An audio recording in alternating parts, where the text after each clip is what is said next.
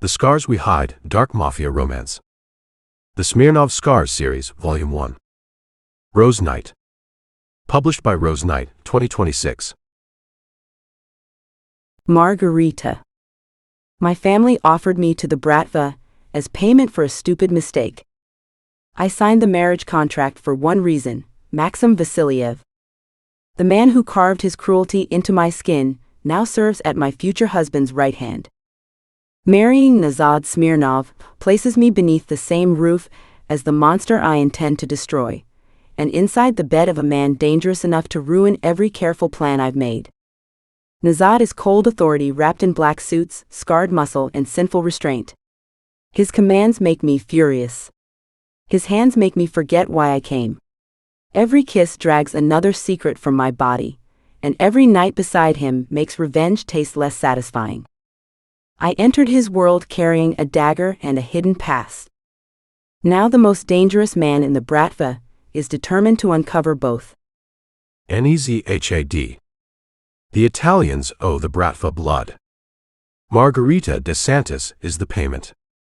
She arrives in my home with a vicious mouth, a concealed blade, and enough defiance to turn every order into a challenge. She was given to me to prevent a war, yet keeping my hands away from her demands more control than any execution ever has. Her body responds beautifully when that control finally breaks. Still, desire is only one of the dangers she carries. Margherita hides scars beneath silk, terror behind sharp smiles, and an agenda she refuses to confess. Something changes whenever my right-hand man enters the room. Something dark enough to make her tremble, and violent enough to make me crave his blood without understanding why. She is becoming my wife, my weakness, and my most consuming obsession. Whoever marked her made one fatal mistake. He left her alive long enough to become mine. This is the first book in the Smirnov Scars series.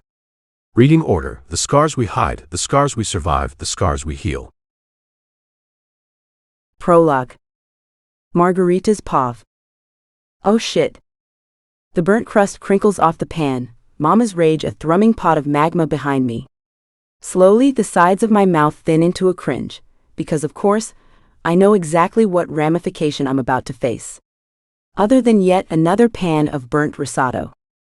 Mama's anger was like a slow pain-induced fire, sticks and stones already beginning to crackle from the heat. But I turn around, and her hand is slunk on top of her forehead. Disappointment. Somehow, the pitiful gaze dotted with brown is even worse than getting yelled at. Already, I could feel the dismay-lined words start to form in her head, and in a few seconds they would spray out, no despair in front of me. Like they have been, every single fucking day. The back of my head starts to thrum, pain pounding up and down my back. Layla was waiting outside, slutty dress in tow, while I was still in the kitchen a sweaty mess, clinging to the island sprayed with half-open cans and cutting boards dotted with vegetable peels. Mama crosses her arms and leans against the island. Go on.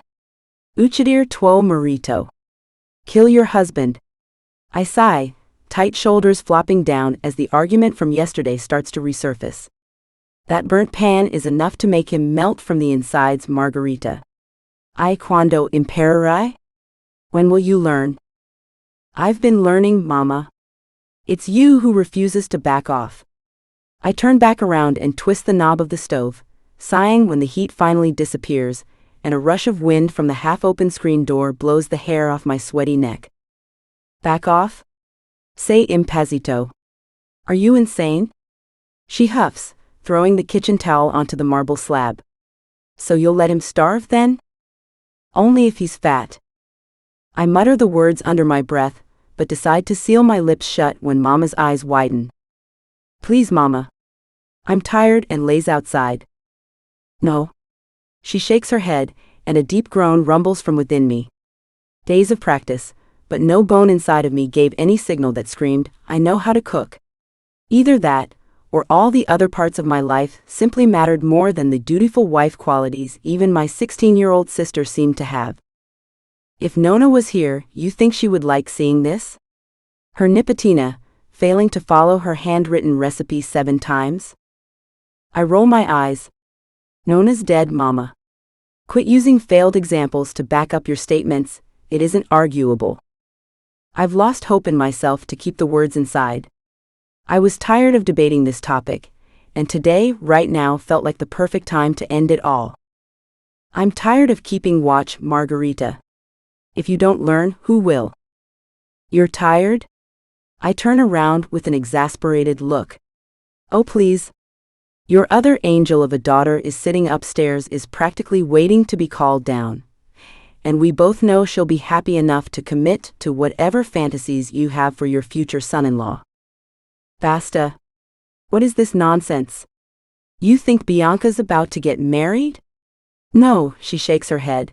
The men are practically busting down your papa's door just to figure out if you're an available Donna.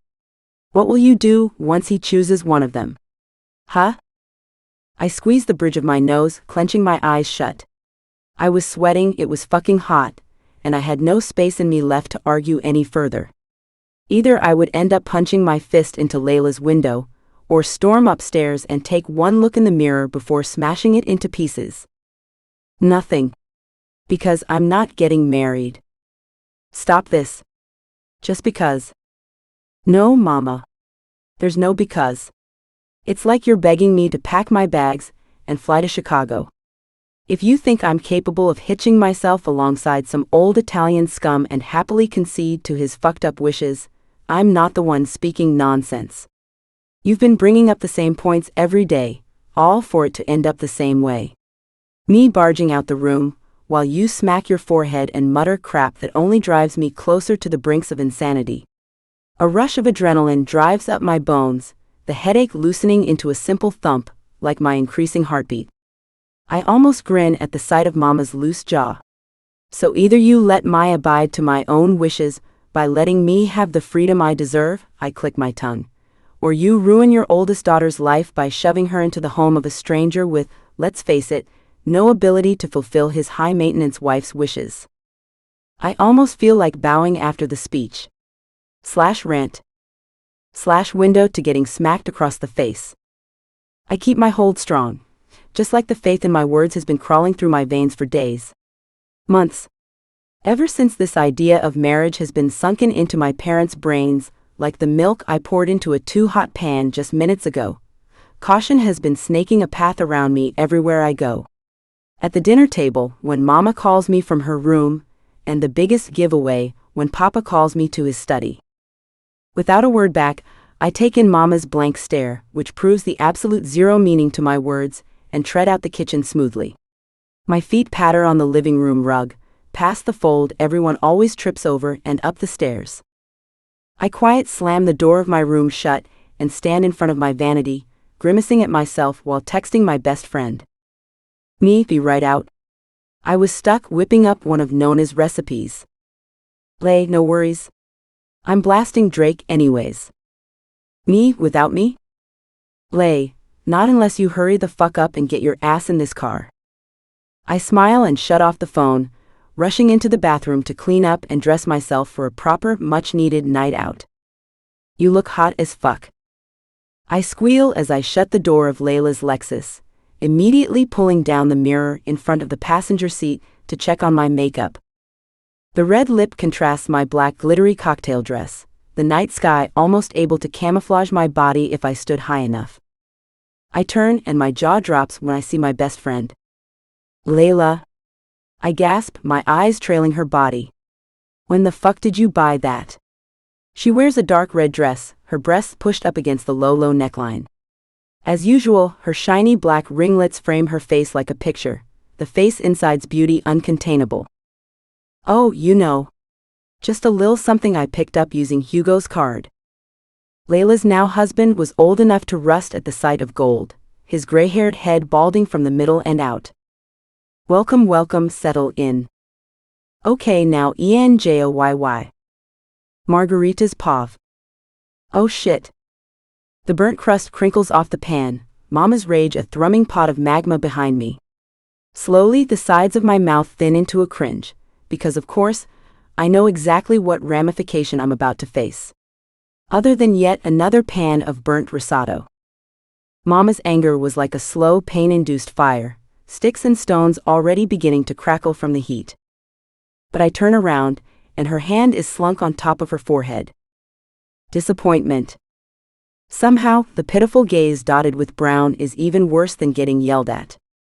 Already, I could feel the dismay-lined words start to form in her head, and in a few seconds they would spray out, no despair in front of me. Like they have been, every single fucking day. The back of my head starts to thrum, pain pounding up and down my back. Layla was waiting outside, slutty dress in tow, while I was still in the kitchen a sweaty mess, clinging to the island sprayed with half-open cans and cutting boards dotted with vegetable peels. Mama crosses her arms and leans against the island. Go on. Uchadir tuo marito. Kill your husband. I sigh, tight shoulders flopping down as the argument from yesterday starts to resurface. That burnt pan is enough to make him melt from the insides, Margherita. I quando imparerai? When will you learn? I've been learning, Mama. It's you who refuses to back off. I turn back around and twist the knob of the stove, sighing when the heat finally disappears, and a rush of wind from the half-open screen door blows the hair off my sweaty neck. Back off? Say impazito. Are you insane? She huffs, throwing the kitchen towel onto the marble slab. So you'll let him starve then? Only if he's fat. I mutter the words under my breath, but decide to seal my lips shut when Mama's eyes widen. Please, Mama. I'm tired, and lays outside. No. She shakes her head, and a deep groan rumbles from within me. Days of practice, but no bone inside of me gave any signal that screamed, I know how to cook. Either that, or all the other parts of my life simply mattered more than the dutiful wife qualities even my 16-year-old sister seemed to have. If Nona was here, you think she would like seeing this?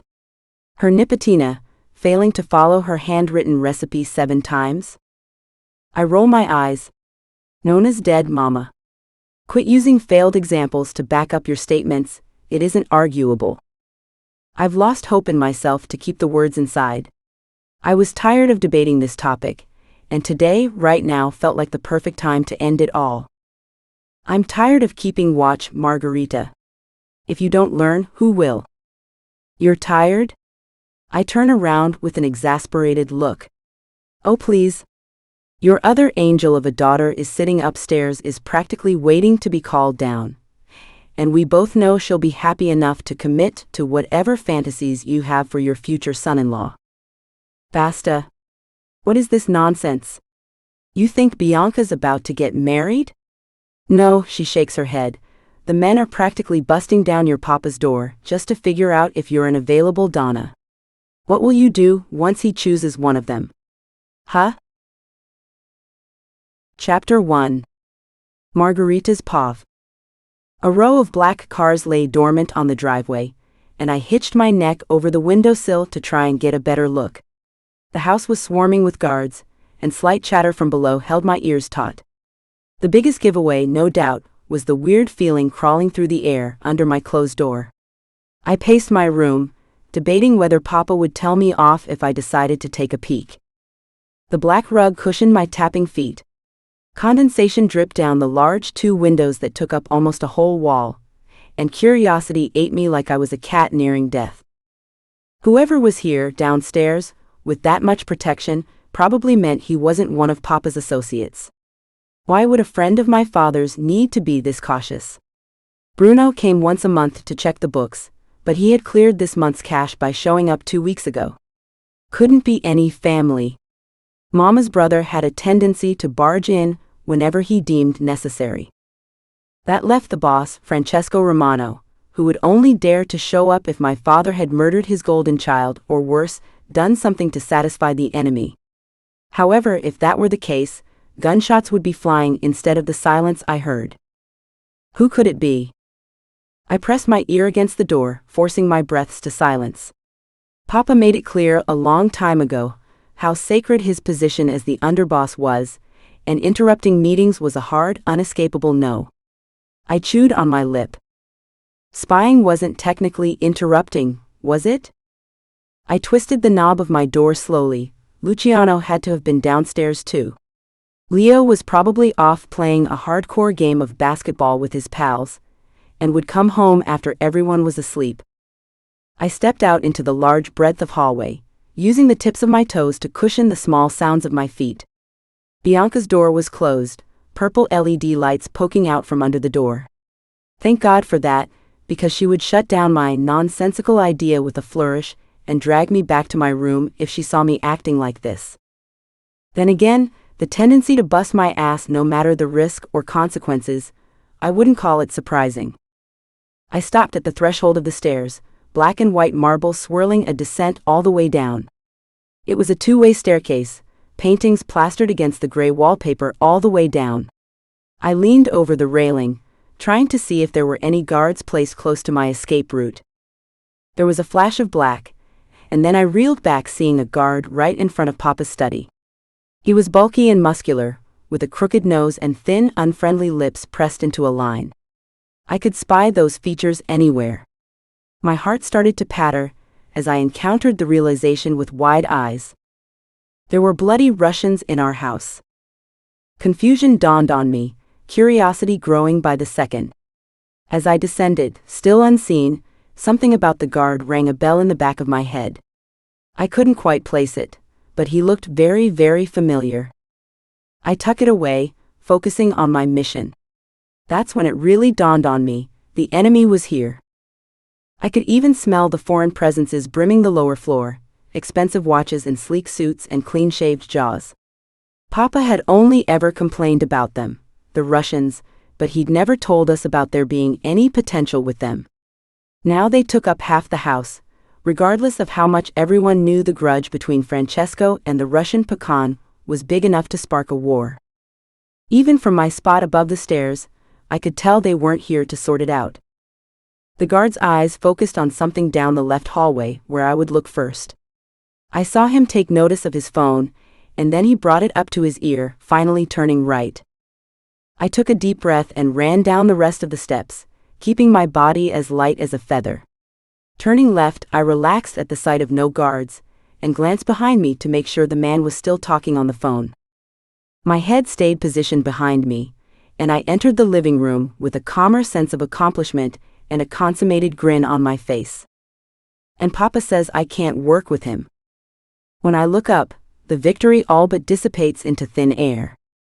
A bubble of ice covers me in a chill, hairs on the back of my neck rising and heart churning into a meat grinder.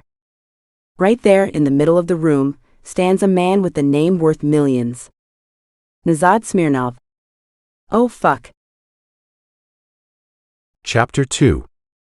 Nezhad's Pov. Tempered with caution, 10 of my men rounded the room, surrounding it with a thick layer of harsh protection. Foreign, probably, to this Italian household brimming with weakness. Andre DeSantis stood in front of me, his eldest son slitting my neck with beady, unforgiving eyes from 3 feet away, a polished gold furniture-cladded living room. Pretty ironic, considering they're the ones who fucked up. The clock's ticks and talks fill the tense space, hands near the grip of their guns because, who knows? The Italian Cosa Nostra must have quite a lot of surprises in store for us after what they did. You either find me a compensation, or the pecan walks in here and blows your fucking brains out. The pecan, our leader and head of the Bratva clan, was no friendlier than I was. He, at least, had senses when it came to resorting to revenge. Fuck, how good it would feel to just lodge my gun into this bastard's head and blow it to pieces. At the end of the day, the Russians might win, but we would have all these Italians pinning for us. And even I knew their thirst for blood took no much of a rest than ours did. Here they were, mouths zipped as if one of their capos didn't just take out one of our brigades, hosted by the most powerful blood-driven warriors in our clan. Over what, you ask? A fucking boxing match. I was aware some of these men had screws loose, but enough to take down the enemy's grounds. How fucking deranged do you have to be? If it were up to me, all I would need were this group of guards and one of my brother's weapon cartridges. This house, along with all the others on this street, would be filled with nothing but torn bodies and puddles of blood created by our loyal, evident thirst for recrimination. Don't forget that it was one of your men who decided to fight against our capo. You're not the only ones who want compensation here. Loyalty was bred through our men, a mindset every single of us used when it came to fighting against the enemy. Knowing that, I had no choice but to kill the man who fought the capo. Hard as it was, he broke the rules. And the cost, we were all aware of. Your life. That's been taken care of. Andre's eyes ring with understanding. Your proof. What an amateur. I lay out my hand, waiting for Vic to hand me the phone. On it is a picture of a decapitated body. Specifically, our man who fought the capo. I hand the phone to Andre. He squints at the picture, then grimaces within the span of realizing what it is. The phone gets drawn back and I look at him flat-faced. He brings a thumb to his chin, narrowing his eyes as if he's the one who had to sacrifice a soldier in order to fulfill this pathetic solatium. And at what cost shall we fulfill your payment?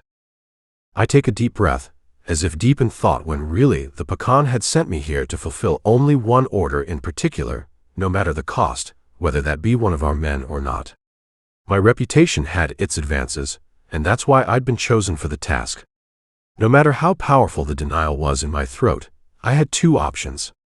Fulfill the Pakan's wishes, no matter how detrimental they may be, or die. Like any man, I chose the former. Just then, a woman walks in. She has a smile on her face, as if she's just won a mile's worth of armory from a showcase and she's had to test it out somewhere. She looks up and freezes. Awareness settles across my face, curiosity getting the best of me. She's wearing clothes small enough to catch the attention of every man in the room, a silky nightsuit of shorts and a tank top. She scans the room, and upon meeting my eyes, hers widen ever so slightly. She slowly backs up, and the movement causes her shorts to rise, making my gaze latch onto her thighs. The skin is smoother than butter under the white lighting, golden and slaved over with care. Long black hair drapes across her neck and ends just at her waist, wavy in the slightest and so silky. I dragged my curious survey all the way back up, to her face. They burn a hole into mine, dark and nightmarish like the rest of her. The longer I look, the faster a weird cognizance crawls up my spine, makes me want to itch it away. It's as if she can see behind them, draw a path into my head and see all the fucking sins I've committed. I look at Andre before she draws me in any further. Francesco never told me his underboss had a daughter. He stiffens almost immediately. I say it matter-of-factly, even when I know of the frenetic thoughts running through his mind. Leaning against the wall, I look back at her as she backs away. Your name? Her lips part, and I take a moment to appreciate them, their pink color, how fucking soft they look. She swallows and looks at her father, anticipation, fear, and regret all at once swarming a stormy path across her frantic expression. She falters and looks back at me. Margherita. Something dark settles into my ears at the sound of her voice. It's smooth, the slightest bit raspy and firm. Like she's not afraid to settle her thoughts into place. Margherita. I repeat it, humming in approval at the way it rolls of my tongue. I also don't miss how her eyes widen the slightest, breasts pushing against the silk as her breaths fasten their pace. I stay still a few moments, edging every single detail into place, and almost grin as the picture-perfect solution sets into place. You may leave. She turns, hair whipping in the process, and leaves the room, footsteps pattering against the marble and fading into unspoken words that settle into the panicked silence. With an ever so slight smirk lifting up my lips, I turn to the stiff figure in the middle of the room and rub a hand across my jaw. How should I do this? Anonymity works best. A wife, Andre. I answer his question from earlier. You're gonna find me a wife. Chapter 3. Margherita's Pav. My bedroom door slams shut, and insanity looms on the brink as footsteps pace my rug, a weird coil in my stomach tightening the longer I rethink what the actual hell just happened downstairs. Fuck. Curses spill under my breath, and I push my hair back, sitting down on the edge of the bed. My knee bobbed up and down, like a ticking time bomb with no promise of exploding gracefully. The look on Papa's face as I was leaving the living room didn't help. I knew I was in for it once Nezhad was gone. My heart pounds a wave each second, growing into a tsunami the longer I dwell on my meeting with the man. Unintentional meeting. Thick, raggedy black hair that stuck out in a way that only screamed villain. A ruggedly dark masculine charm, tied up into the absolute epitome of devastation as a person. However, that didn't detract from the fact that he was the enemy. All wrapped up perfectly, hidden under a cold, cold mask of a face. He looked bored out of his goddamn mind down there, but his reaction once he saw me turned that look right around. Nezhad Smirnov wasn't your practical, fucking duck skater boy who pops into the club, prim and proper, only to last for less than a minute. He was, almost the tiniest bit scary. I couldn't explain it, but there was something about him. Maybe it was how he presented himself, like the entire world was aware of what he stood for, and he didn't give a fuck otherwise, that compelled me in a way I never could have imagined. The man every woman wanted, just as much as they feared death the moment he would cross. My heart jumped to speed when the smooth sound of engines rumbled outside the window, and the moment I turned to look, Luciano barged into my room with no gentleness in his always gloomy facade. What the fuck were you thinking? I stand up and meet his crazed eyes, trying to compose myself. When it came to Luciano, there was only one way out. My sister was more demure, or capable of getting under people's skin to the point that they had no choice but to listen to her. Me, well, it was a different case for me. You only told me to stay in my room. That's nowhere near enough of a warning. He rubbed a frustrated hand across his jaw, expression fading. You don't get it, do you? He smooths back his black hair. Do you understand what the hell you just did? I blink, confused. What? His broad shoulders sunk into indifference, but the cold kind. Smirnov. He came here to comp for what Stefan did to that Russian assassin unit. Right. I remember hearing the whisperings of the incident through my spitballing cousin, Lord Luciano, and younger brother Leo. It was stupid what the capo did, but I had no idea of the consequences, or that it would lead Nezhad Smirnov himself to my fucking house. Meaning, a compensation? For what the capo did? My voice was as tight as how my silk shirt felt the moment the Russian's eyes landed on me. Luciano's chin dips in a tiny nod. My jaw goes slack at his next words. A wife. That's what he wants. Just like that, all the regrets, all the immunities I had granted from my shield of a firm voice, they silenced into a horrific dead stillness. My throat went dry, no matter how hard I swallowed away the croakiness in my voice. A wife. He wants a wife.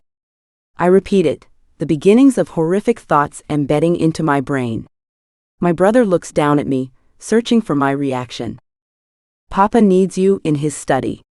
His voice was firm, unmoving. My eyes flickered to him with dread.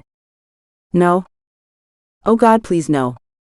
My throat didn't make a sound, as he turned around and left my room with no hindering amusement in sight. Each of my steps towards the room downstairs left a wavering, invisible fear on my tail, but I pushed back my shoulders and went down the hall, stopping in front of the almost scary-looking dark oak door. A deep breath, and then I softly knocked. Come in. I fidgeted with the robe around my body, wishing I'd put it on before deciding to follow my stupid impulse, when the lower floor of my house had been brimming with the bloody enemy. I sat down on the dreaded chair, wishing this would be like the last time where he told me to stay away from the Zanettis. Apparently, being friends with someone whose fathers played around with Papa's properties means it was a cold, hard insult to be seen with them. The clock ticked. Papa's eyes scanned my face with unwanted discretion. You're aware of your mistake, then? There was the ironclad proof that the fear written on my face was clear as day. I cleared my throat, parted my lips, and started the half-written speech I'd conjured on my way down. Yes, and... No, he shook his head, cutting me off. No excuses, not this time. My lips parted, confusion not far away. Excuses? This wasn't my fault, Papa. Whose was it then? I told you to stay in your room, goddammit. His voice rusted at the end, volume increasing. He looked forlorn in a way. Like whatever the hell happened after I scrambled upstairs wasn't a play on his part, but a wrecking ball towards his carefully built-up facade. Yeah, but Margherita, listen to me carefully. He leaned forward. The Russians aren't fools. And that Smirnov, he's far, far from a saint. Do you have any idea the number of men he's killed? How he's killed them? Bloody images fill my brain. I'd seen my father's gun launch itself down a man's throat at the age of 7. But even I knew the Russian horror stories from my childhood had to be somewhat true. I open my mouth, but nothing comes out. He's a fucking con through and through. No matter what, he ends up getting whatever the hell he wants, conditions outweighed. I could feel him gearing up. Something was happening. Nezhad had demanded something, and my father looked like he'd rather die than refuse it, no matter how morally gray he was, like any other Italian man in the Mafia. I suddenly wish Luciano was here, no matter how tight his chains were. He'd been thrown into this life as a young man, but he had a mindset of his own that didn't always align with Papa's. His eyes flicked to mine.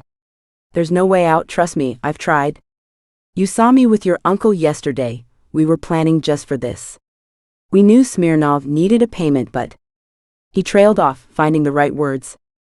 You didn't know his request would be to marry me. I finish it for him, shaking my head already. I won't do it, Papa. I can't. I sit up, rounding my shoulders. This wasn't a fucking joke, everyone knew that. I wasn't some doll, and the fact that a mistake I made, a mistake, was multiplying into this giant mess, it just didn't make any sense. I was aware of Nezhad's reputation, and didn't give a single fuck about tarnishing it. If his ego becomes bruised from this tiny brush of rejection, that's on him. You don't have a choice. His voice just made the fire in my throat grow. No. You see, I do have a choice, and that's because I have spent my entire life bound in this cage you've locked me in. You said no school, so I didn't go. No going abroad. No boyfriend. I've listened to you all my life, and you can't let me have this. My chest rises faster with my breaths. I wasn't gonna cry. I haven't cried, not since a year ago, and I wasn't going to. Over this stupid argument, no less. I haven't protested my longing for freedom, not since I was 4 and begging to go to school like Leo. Margherita. He warns, eyes going dark. Papa was one of the Cosa Nostra's most high-profile bosses, married to Caterina DeSantis, my mama with no less of a vantage point than his. Bianca was Papa's usual pariah, an angel in a soft bolero with wings practically visible from space. I was just as opposite, a red-coated, overbearing, labeled woman by all of my family. If polar opposites were in the same family, it would be me and her, undoubtedly. Maybe Mama is where I got it from, this tempered rage unwilling to back off until it was fed its fire. Right now, it felt like I was burning whole. No. This is stupid. You want me to marry the enemy. What happened to all the talk about not stepping 1 foot near them? That was before we killed their soldiers, Kazo. His hand rubbed a rough trail across his light scruff jaw. I could tell he was very, very frustrated. Dealing with me for this many years was enough, and now I was surely being a difficult fucking chess piece in this whole dummy game. So technically, you're admitting this is your fault? I've never spoken like this to Papa, not ever. No matter how many times he's offended my wishes, or how hard the rejection in my chest pounded with regret every time he ordered me around like I was every other Mafia princess. Being born into this life wasn't my fault, and neither was wanting to escape it. He had to understand, and I wouldn't leave this room without that happening. His eyes shot up like a half-filled tumbler of whiskey. Enough. I've told you marriages like these are no more than power plays. This will do no more than benefit us, and you know that. I almost scoffed, although his rough tone screamed non-negotiable more than ever. And no way was I going to be the first one to suffer the wrath of my Papa and end up with a bruised cheek as I stumbled out the study. Besides, your mama is on the end of her brink. We've let you drag your feet far too long, and this will do you good too, Margherita. Good? What part of marry a Russian man with a kill count as big as his body sounds good? My stomach lurched at the thought of him creeping into my room in the dead of night with a dagger as black as his soul. Someone like him didn't belong next to me on an altar, not when his presence all but consumed every molecule of air and replaced it with that terrifying, cruel presence. Whisperings were nowhere near thorough enough to tell the tales of this man that was a villain, through and through. And then there was the way he said my name, as if it was a mockery. A toy to play around with. My heart sunk at the thought. I don't want to go down that route again. I almost let the thought of him dragging his gold-heavy eyes over my body interrupt the rage. My retort hit the backs of my teeth, threatening to slip out, so I shut my mouth closed. There's no way out, Margherita. He will slaughter the rest of the family, including you, if we don't concur. Papa's words didn't mean nothing. In this world, threats were only spoken to be taken seriously, that was it. You had your orders given point blank, and were expected to follow. The clock ticking fills the silence. I'm giving you 1 day. Tomorrow, he tapped the polished wood, you can either answer with a yes or simply watch as everyone else faces the consequences. If that wasn't a threat, I don't know what was. My eyes lift, heavy with the exhaustion of indecisiveness and borderline insanity from thinking about the subject. I felt defeated, and the time he gave me hadn't even started yet. With nothing but a look, based on the pathetic last resort of self-pity, I exited the study with as much confidence as I could, head held high. God forbid I showed any weakness, especially when my own father doubted the elasticity of my decision. I shut my bedroom door, barely making it halfway across the rug when it opened again, and in walked Bianca, swaying in a light pink sundress. Concern edged her face, and her skin all but shone under the slight moonlight coming in from the window taking up one whole wall. So?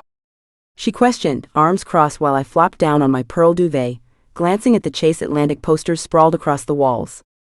I don't give a fuck if I end up marrying him. I'll live like I normally do.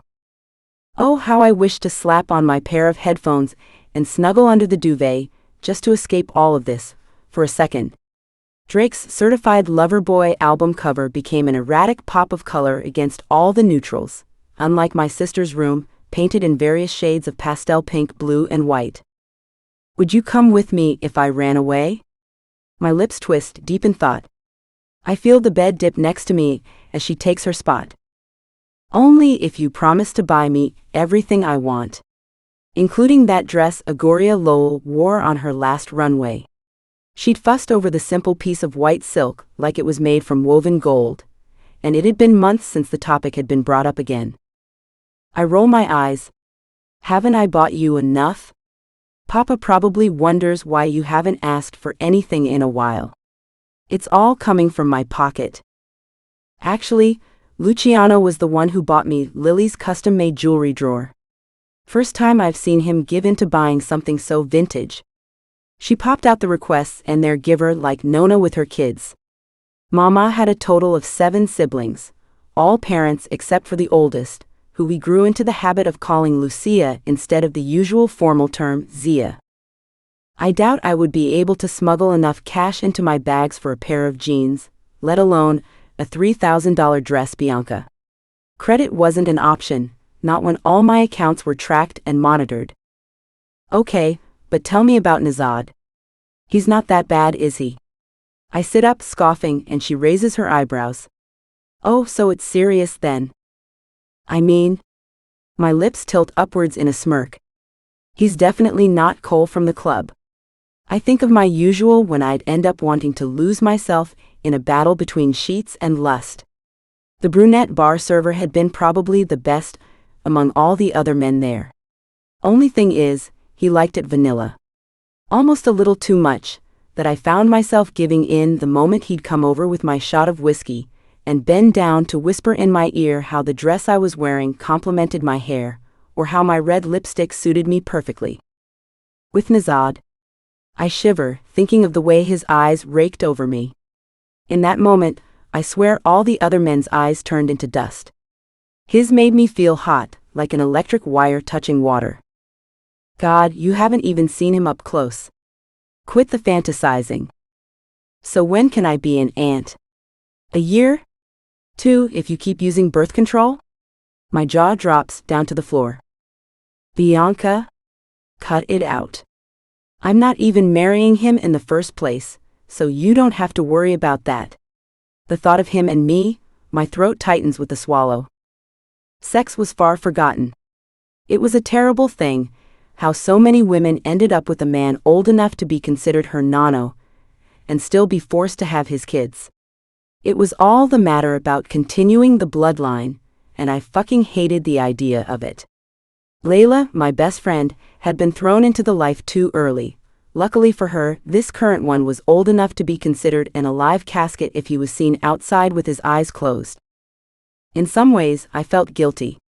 There were darker parts of the Cosa Nostra too, where women and men both would be sold as sex slaves, and prostitution would end up playing a heavy hand in whether they got the chance to live or not. It felt wrong to fuss over this, when so many other people were suffering without any helping hand to yank them out of evil people's grasps. Would it really be that bad, marrying him? Bianca's head flops on my lap, and immediately my fingers go into her dark brown strands, mussing them up. It's been a habit since I was a kid, and probably the one time I can be alone with my thoughts with a peaceful, nice distraction to keep me grounded. More so to not let me get too far. Aside from all the dark shit Nezhad had going on, I'm not quite sure he would even be considered the enemy once this alliance was formed. Hell, the marriage was being done for that exact reason. The Russians had paid their price, and well, I was paying on behalf of the Cosa Nostra. To me, though, the Russians would still be the enemy. They always have been. Images of a certain slick back-haired man in a suit and tie fill my mouth with a bad taste. Don't think about him. Instead, I looked down at my sister. She was asleep, curled up on my bed with the moonlight hitting her at all the right angles. Her upturned nose, given by Mama, was dusted the tiniest bit with freckles, while her skin was olive tan like me. Sometimes I itch to be like her. 16 and young, innocence driven while the rest of the world burns into flames created by men driven by wrath, dripping in blood. She was perfect. In every way, in every form. She simply had no worries, and I didn't want her to have any. Some might call me overprotective, but so were Leo and Luciano. There wasn't any harm in trying to shade away the horrors of the world from her. She was young, and honestly, I had faith that she'd be fine figuring it out on her own. Just not now. A thumping from between the silence draws my attention, eyes pulling towards the giant window. I rolled my eyes, realizing it was Leo, sweating his ass off playing basketball in the courtyard. Luciano was definitely on his way to becoming a mummy encapsulated in that study of his. He was 3 years older than me, but once more, the standards of this society forced him to enter the blood-edged workforce far more deeper than women were expected to be. I'm not even supposed to be on the brink, but Luciano's aware of how I am. How curiosity is the one thing that fuels me most, even when the something is better off not knowing. I tuck Bianca under the duvet and climb inside myself, shivering when the cold sheets lick my skin with shock and then ease into warmth. I glance at her turned away body, saying a quick prayer I wouldn't make any extra noise tonight. The shadows sprawled into the ceiling called my name, growing into faded black, and everything swirled into one. My eyes closed, sleep took me away, and then it all came rushing back. Headlights. Glass. Screams. Black eyes. Blood. So much blood. Chapter 4. Margherita's Pav. You think he's capable of being a family man? Layla pops a piece of popcorn in her mouth and snuggles under my blanket. A paused melodrama fills the screen of the TV in my room. The familiar depiction of Francesca and her two-timing cheat of a boyfriend facing off in what would probably turn out to be a night of anger-fueled sex. My jaw turns at lightning speed. Nezhad Smirnov, a family man?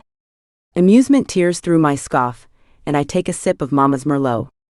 Her stock in the basement cellar was more than filled. She wouldn't bat an eye at the disappearance of just one bottle. I'd rather call him a bachelor with nothing but stains on his record. Well, what did you expect? He is like the most villain-edged man to exist. Have you seen that hair? He belongs on Vogue's Murder Edition catalog. I tilt my head, imagining him on the cover of a magazine. The hair, the eyes, it would have women rushing to the multi-millionaire company's doors just to catch a glimpse of him. You know what? I squint at the ceiling. I totally see it. So? Would marrying him really be that bad? Hesitation sprawled through my bones. It was evening and my time was running out.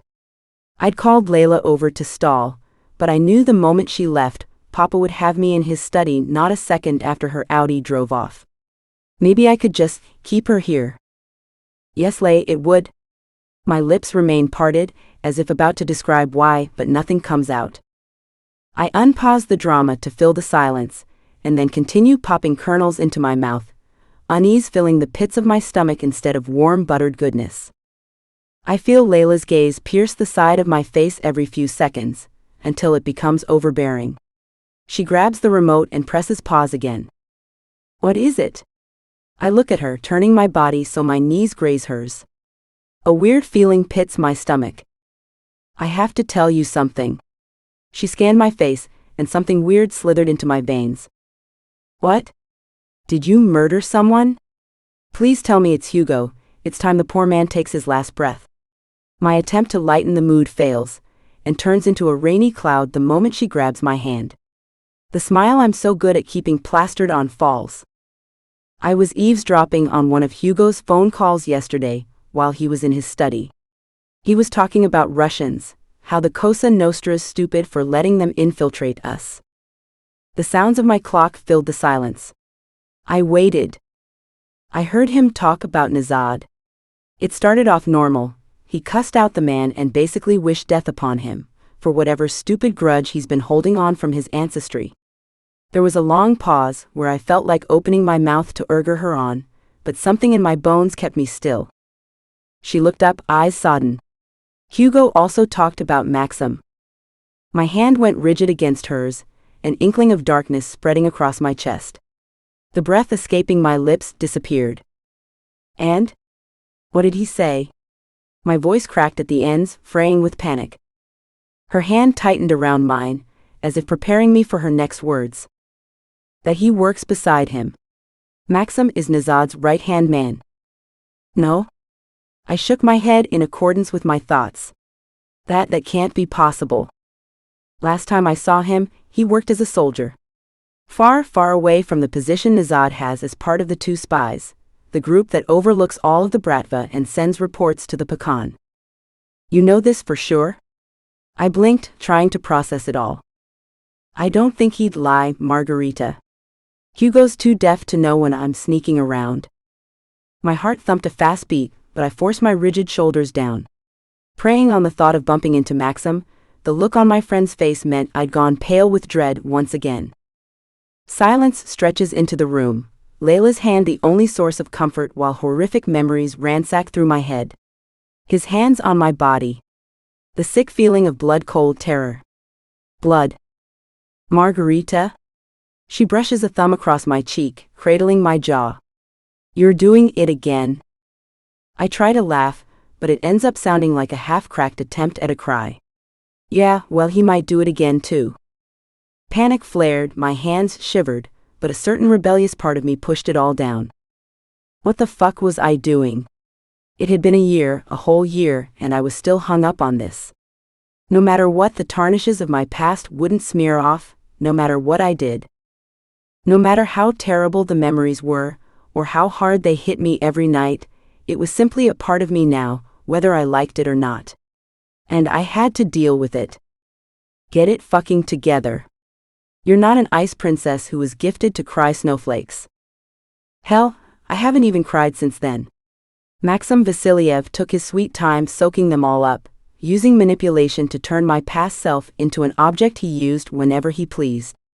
However he pleased. I make the tingle between my eyes disappear, like always, and sit up straight. Just then, something tingles a bulb the back of my head. An idea.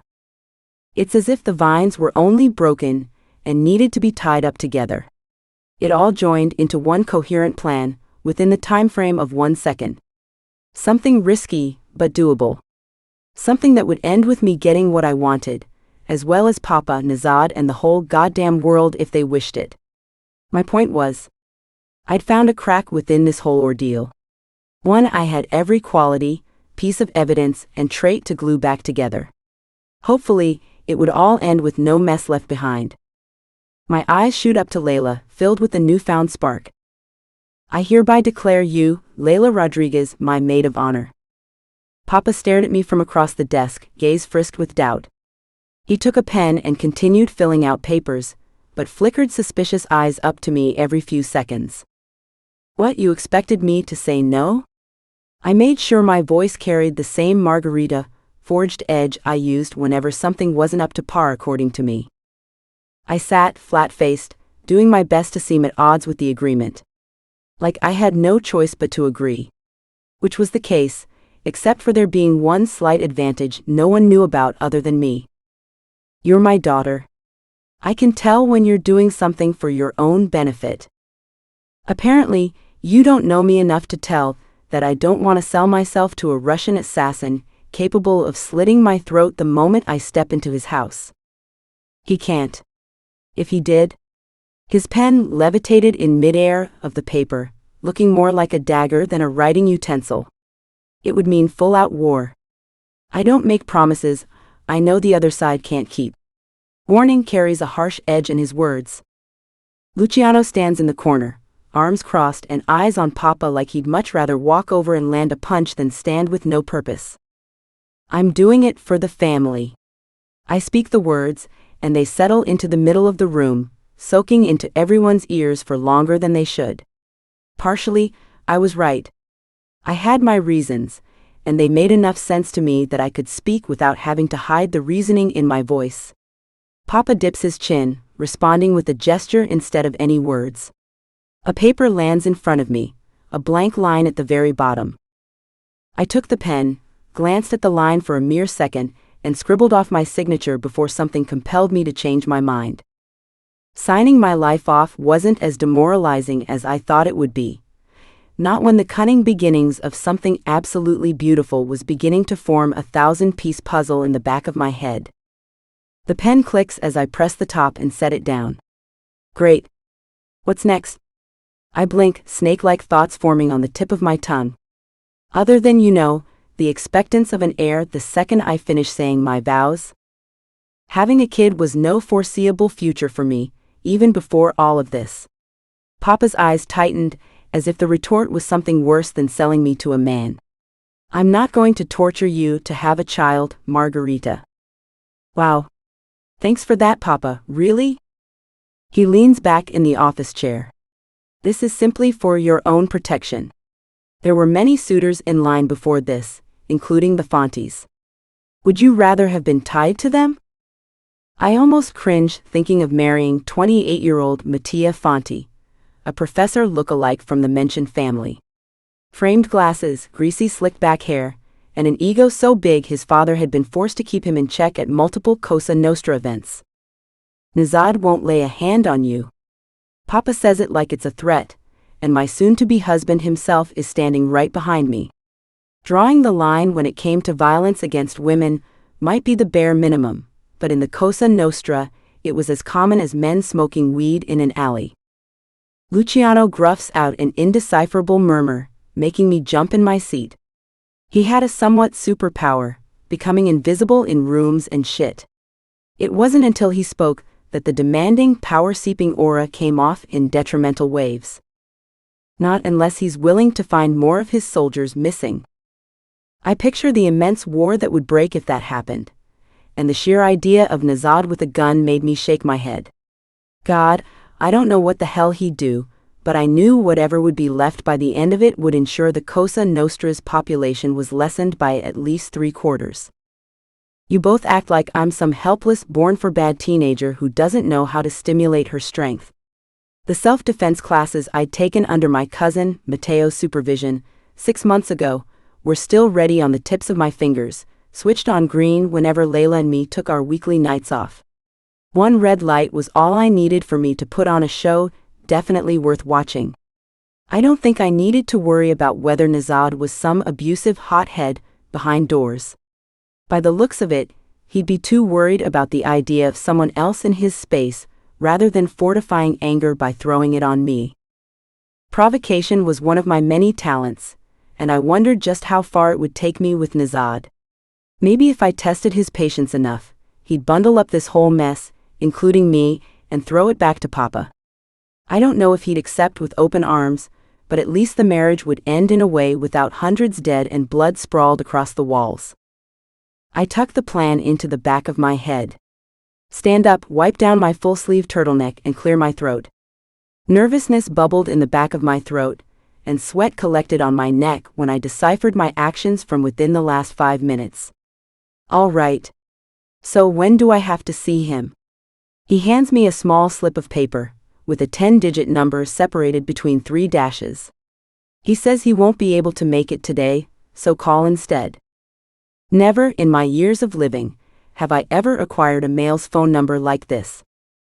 Firstly, why the hell do I have to call him? At least give me 1 fucking day to process all of this, and to finalize that I'll have to condemn myself to a prison worse than Azkaban itself. Bellatrix was borderline psychotic, yet she didn't get the chance to escape until Dementors broke down the cell. I don't know if I was just as insane, but the ravens from my past surely were enough to fuel the rage I'd feel once something set me off. I go to pick up the paper, but Papa's voice stops me. Be sensible about this. His voice is firm but not rough. His attempt at giving me advice, it seems. The way you talk, the way you act, all determine whether he's satisfied with his choice, and whether that means we land in deeper shit than we already are. I nod, swallowing at how serious he was making it seem. Surely a simple sentence wouldn't set of the Russian mobster, right? Chapter 5. Nezhad's Pov. I don't care what the fuck happens. Kill him and hide the damn body before I do the same to you. Orlov's head stiffens, and he nods before striding out of my office without a single word. Head guard or not, his reasoning towards my opinions were getting suspiciously out of hand. He used to follow orders without a second glance, and now he had me second-thinking his fucking loyalty. Every man in the Bratva knew that was a deal-breaker.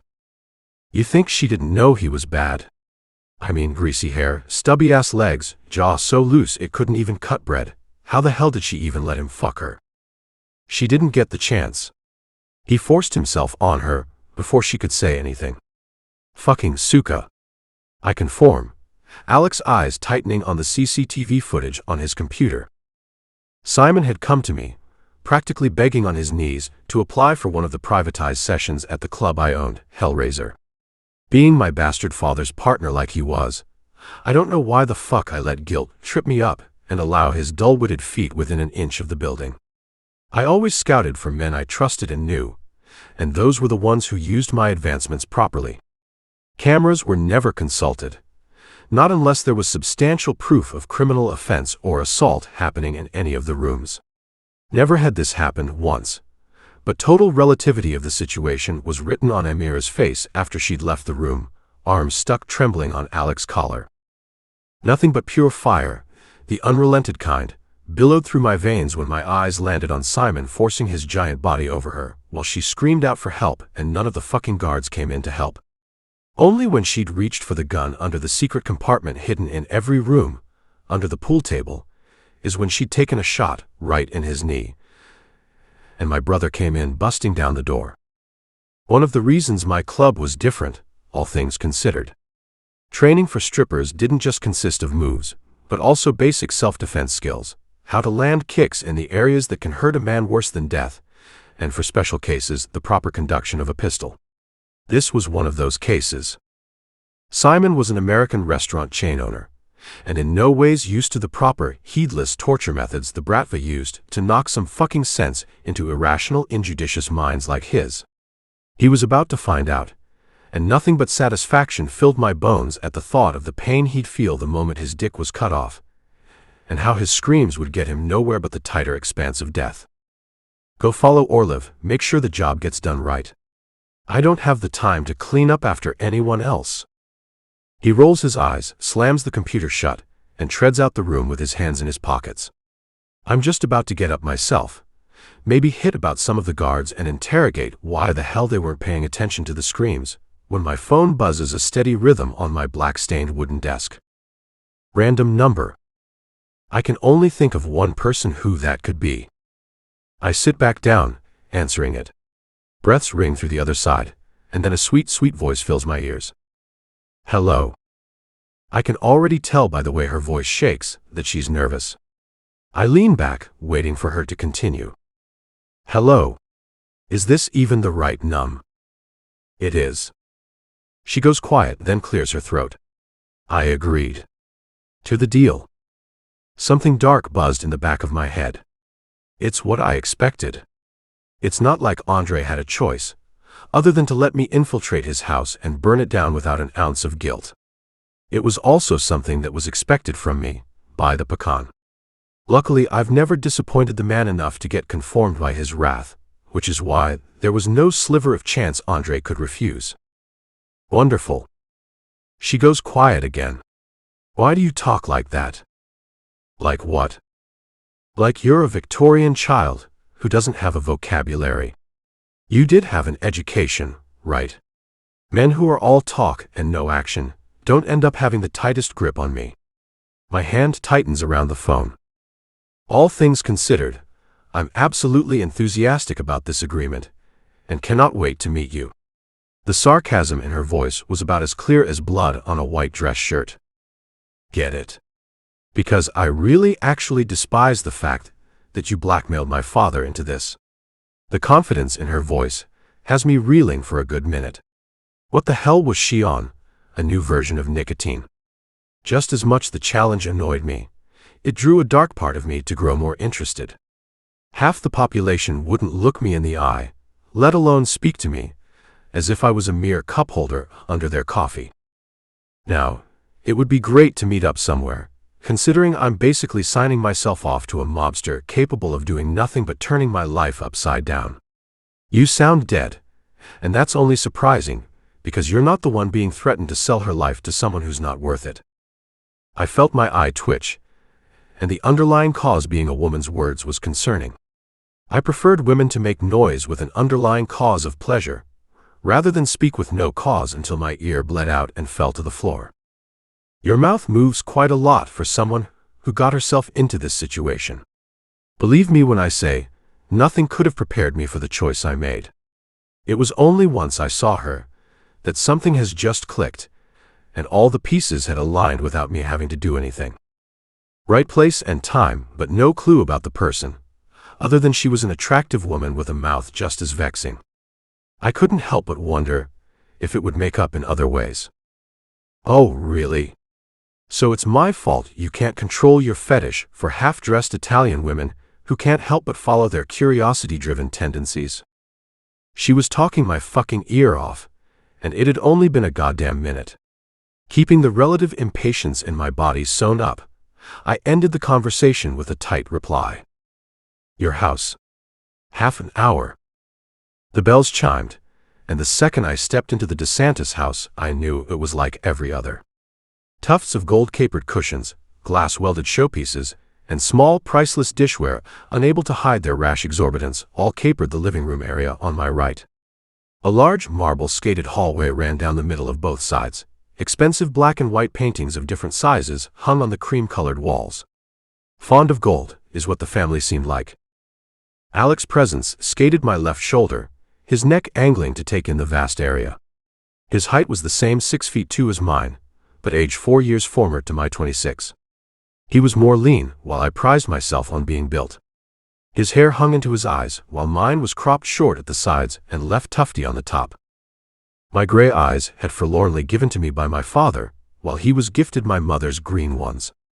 Both were gone, however, and I didn't exactly prey on the caricatures of my past, not until they came for me during the night.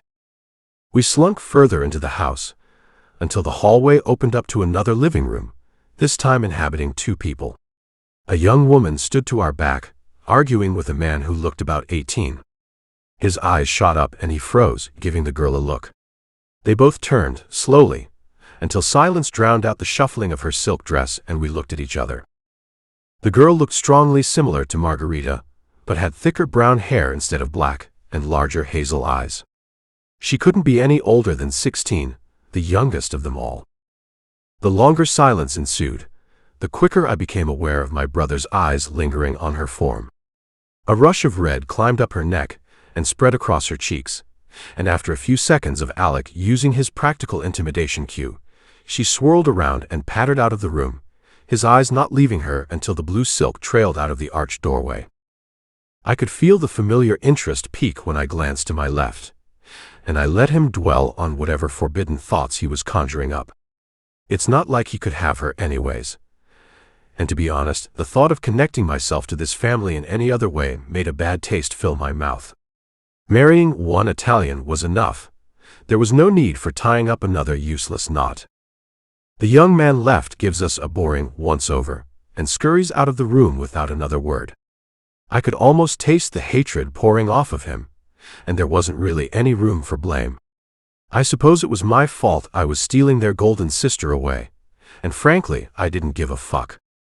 I was here to finish the job, and wouldn't leave until it was done.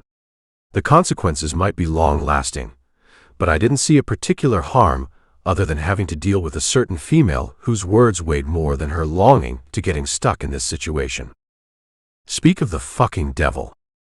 Shuffling near the hallway catches my attention, and I dragged my empty gaze to the top of the stairs, 2 flights rounding to a railing on the 2nd floor. There she stands, narrowed eyes pierced on me like a hawk. She stays there a minute, dragging that judgmental, too-bad-for-good look down my body and slowly descends the stairs 1 step at a time. I feel my mouth go dry, and an uneasy feeling crawled up my spine when my eyes lingered a moment too long on her curves filling out the black corset. She ended the last step with a sigh, and stood loosely, displaying anything but a longing to tend to the matter. Took you long enough. The slightest dusting of red hit the tan of her cheeks, and the dim lighting glimmered over her black, glossy strands spread across the back of her top. I kept my face void of any emotion, and she rolled her eyes. I felt my brother's glance like a rock thrown at me, and ignored it, because why the hell would I let him defer this interference? His interest in my life was enough. I didn't need his output on every single damn thing. I'm a punctual man. Being late doesn't exist in my books. She quirked a brow, cunning eyes scanning my perfect suit and tie. You don't do sarcasm, do you? Restraint didn't come naturally to me. If I didn't like someone, they sure as fuck knew it. However, extraordinary situations called for extraordinary measures, and right now, it called for ending whatever the hell was happening at the moment. Luckily for me, she was disinterested just as much as I was. Follow me then. I wouldn't want to impose on any of your other restrictions during this deal. That, I could tell, was sarcasm. She led us down a hall, and my eyes trailed her back the whole time, lingering on the curve of her ass a moment too long, so I yanked my eyes back to the large wall we were walking past. Careful, brother. You don't look all business right now. I shot him a sharp look, and kept my gaze anywhere but on Margherita, up until we entered a dining room, Luciano de Santis's presence hounding the oak-laid table like it was his man cave. He stands, the familiar competition of power swirling through the silent air. Intimidation was a game played far too often, and I simply didn't have the time to go against a man whose father was still reeling from a bad play. I almost felt like pulling out a 2015 Bellamore Canal and letting the puffs of smoke linger a path through the boring stillness. At least it would give this house some life. If you guys are done fighting with your eyes, can you two do me a favor and sit down? The food's about to be right out. I shoot my gaze to an intervening Margherita. Food. The fuck did she think we were here for? A dinner party? We're not here for food. Her glare sharpens to a point, making the places where it touches turn rock hard. Greta has made dinner. Worked hard on it, which means you should tuck that bad boy attitude away and sit down to eat it. A flash of something amusement hit the back of my head so hard I had to blink it away. We're here to talk. Silence ensued. Her eyes widened with a spark of craze in them, and I didn't have time to prepare myself for the snake-like ambush that was coming. Well, by the sound of your voice, it seems like whatever this talk is, it'll be pretty fucking boring. We're just trying to be hosts, and you're blatantly refusing what will be the best meal you've ever had in your life. Well, that's a pity, because I cannot cook. So if you're expecting some gifted housewife who'll cook 3 times a day, guess what? You're out of luck. The sound of her voice gone raspy, the slight rush of something weird that ran through my body made all alarms go on edge. Fire burned, my eyes narrowed on her inked glare, not bothering to back down, and something hot raged between us, a dark promise of stubborn ardor. I kept my eyes blank, my face just as empty, and almost said the next words out of voluntary spite. To see how far she would really go. I don't care. We're not here for food, we're here to talk. It's almost as if the ground rumbled with warning when I spoke, and she advanced a step, an insane look bordering her dilated eyes, when another voice cut the fume. Ah. This looks fun. The fire sputters and she backs down, flickering her attention to her youngest brother Leo. We remained like that, Alex's snake-like eyes hitting the 2 males in all the right places due to their increasing glares. Looked like the beginning of a dog fight, and even I wasn't in the mood to see blood splattered across the innocent gold of this house. I simply turned around, indifference in tow, and started walking. I felt her go still with shock, and then she gave her brothers a moment of confirmation. I'll be fine. Just make sure you don't hear a pistol go off. Mine or his.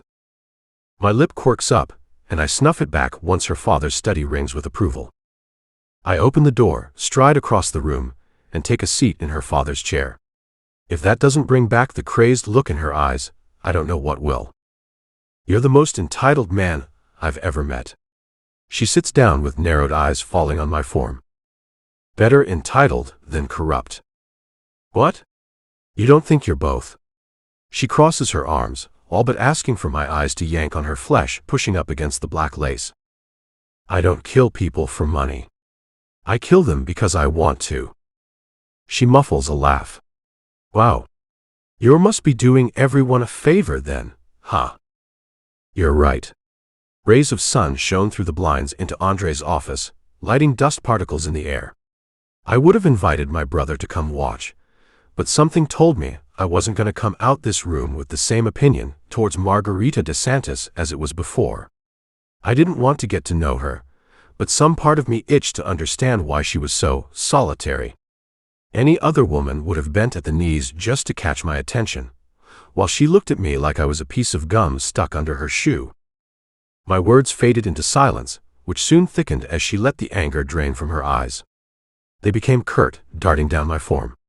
Once again, as her eyes landed on my own, a weird itch crawled up my spine, heavy with perturbation. They flew behind my vision, flipped through every page of memories, and almost lingered far too long on what kept me a sane man. I broke the weird connection by pulling out a blue leather box from my pocket. It landed on the wood with a clink, and her reaction to it was as if it was a branch I'd tore off a tree. Indifferent. Unfazed. What did you get? Diamond worth 1,000? 2, maybe. Alec had grabbed it from my friend Armando, a nearby jewelry who went way back with my father. I hadn't looked at the ring, or even gone inside the store because there was no need. A simple engagement ring, cost excluded, were my orders. I slid the box across the table and she opened it, eyes staying as flat as her reaction. She plucked out the emerald-encased diamond, slipping it onto her ring finger.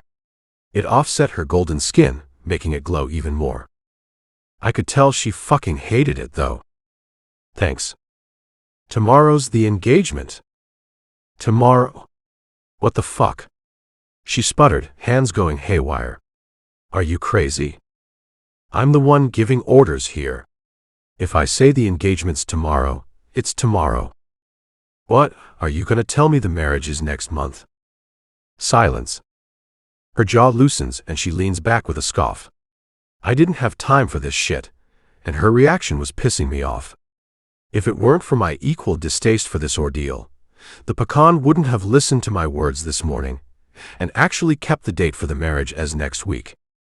You're expected to be by my side tomorrow, no matter the cause of distraction. The pecan will have us under close surveillance. Who's that, your boss? Yes. She shuts her mouth, leaning back.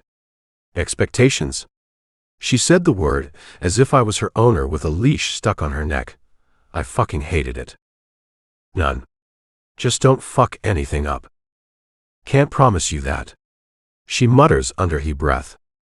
I sharpen my eyes on her. I'm not playing around. You cause shit, I'll be the one who has to set you back in place. Yeah. What are you gonna do? Slap me across the face in front of everyone? That'll end real well. She glares at me, apprehensiveness hidden. I have other ways. She lets out a loose breath, eyes flickering with hesitation for the slightest second, then clears her throat. The promise of that was rung true, but I didn't have doubt in her ability to stay self-controlled in public. Now, I knew that only happened if she was provoked. Silence ensued once again, and my eyes honed in on her reddening cheeks. I knew what she was about to ask, and I would feel nothing but pleasure hearing the words. What about away from hounding eyes? What am I supposed to do indoors? The wavering of her voice made me smirk, even when the stone mask had been on this whole time. She was nervous, and I liked it. With a concluding breath, I raised from the chair and rounded the table until my suit cuff brushed her bare arm. A wave of goosebumps rose from the spot, and my eyes focused on them while I leaned down, lips ghosting to the hollow of her ear. Separate rooms, Malaya. You don't have to worry. The lightest ghost of a smile touched my lips as I opened the door and walked out of her father's study. Chapter 6. Margherita's Pav. It's certainly a choice. Tapering the edge of suspicious, my sister sat on the edge of my bed, a picturesque doll wrapped in pink, and stared at me like I was about to get in a limo set for Heritage Cemetery, just a few blocks down from Bob and Marlin's. What? Too much gloom? I tugged on the waist of my sheer black dress, debating whether the black theme was a bit too meticulous. She played with her bracelet, resuming the act she put on show whenever she was indecisive but didn't want to tell the whole world. Don't you think he'll take it the wrong way? I turned around with a quirked eyebrow, a hand on hip. I'm not pinning a death wish on him, if that's what you mean. She stood and click-clacked over newly purchased Versace heels, gently separating the tight curls into loose black waves over my naked back and shoulders. Even if you did. She scribbled on a soft smile. I don't think he'd care for a gunshot wound when you'd be in the same room. She winked, and I swatted her hand away with a flash. Don't kid yourself. He's as ice-cold as Greta's Sunday kombucha tonic. I'll be surprised if he even looks at me the entire night. He'd messaged me about an hour ago, Amir, be ready in 30 minutes. I didn't care that I was late. This was our event after all.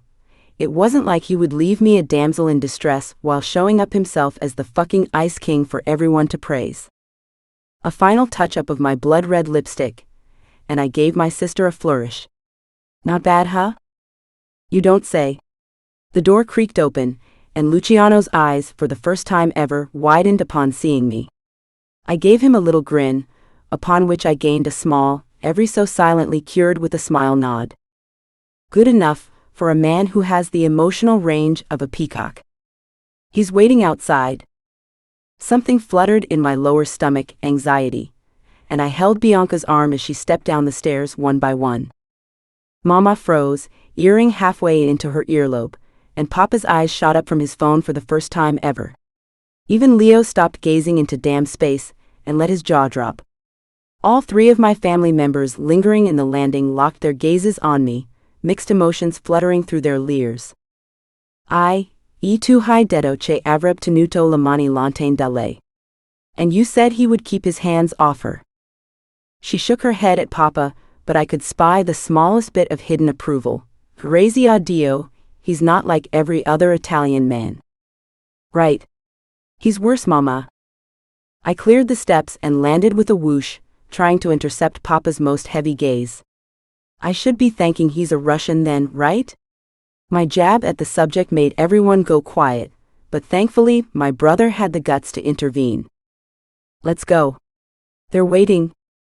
I followed Luciano's broad shoulders to the two large front doors, and the moment they drew open, I could feel a heavy, almost weighing pair of eyes hit my face, along with the chilly October wind. I looked down the set of stone steps to see Nezhad, smoking a fucking cancer stick.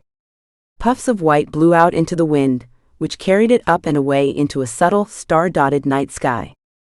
His lips skimmed off the white paper. I raised a subtle brow and ran my eyes down his tuxedo, a black dress shirt sunken beneath an equally daring pitch-black suit. It was as if the damn cotton was picked just for him, muscles and hard contours of chest practically visible from the 10 feet away I was standing. No bow or formally daring piece was to be seen.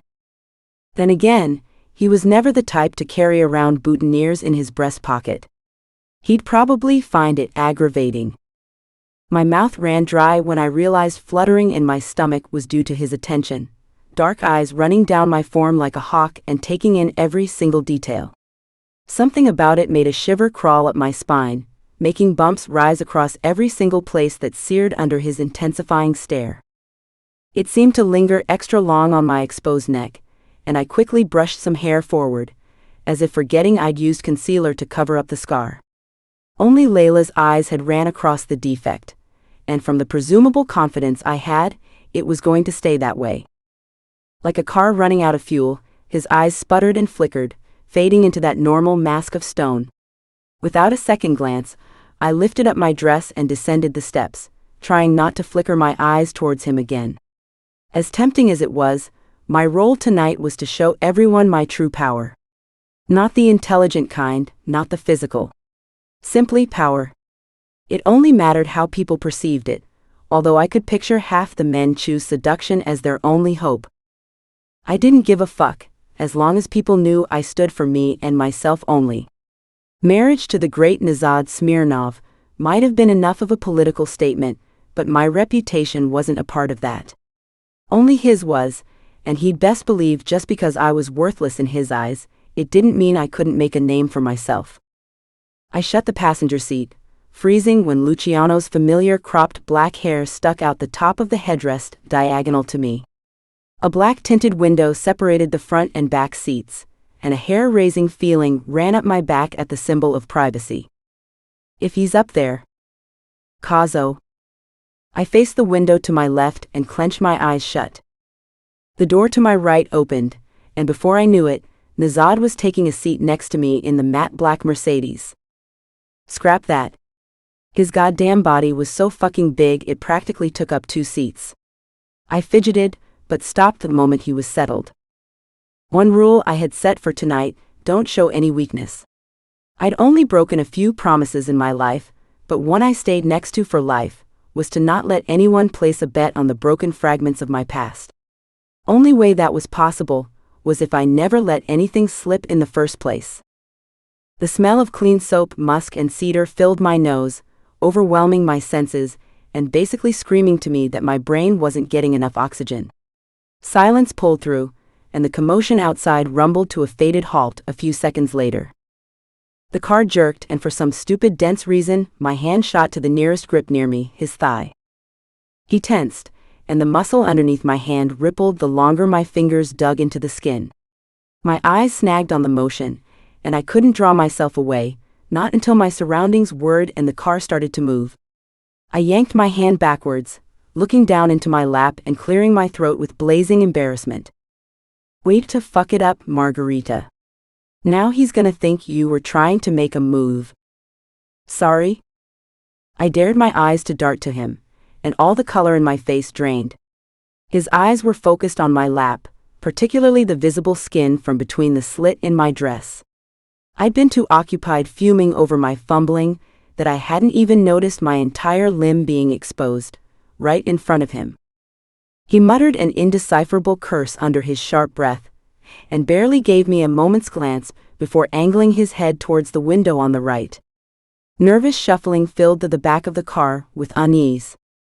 First time I've been greeted by a woman like that. The deep timbre of his voice filled the car, and in such an enclosed place I could place the slightest twinge of a Russian accent behind it. It flickered something warm in my stomach. Can't imagine any woman who would want to greet you in the first place. The words left my mouth as if I'd been preparing for this exact moment.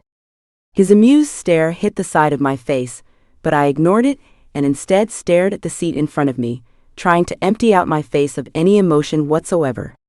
A minute passed, muted horns and chatter leading me to believe we were in the main city now. "You look good tonight." His voice was low, flared with the slightest bit of ventured heat.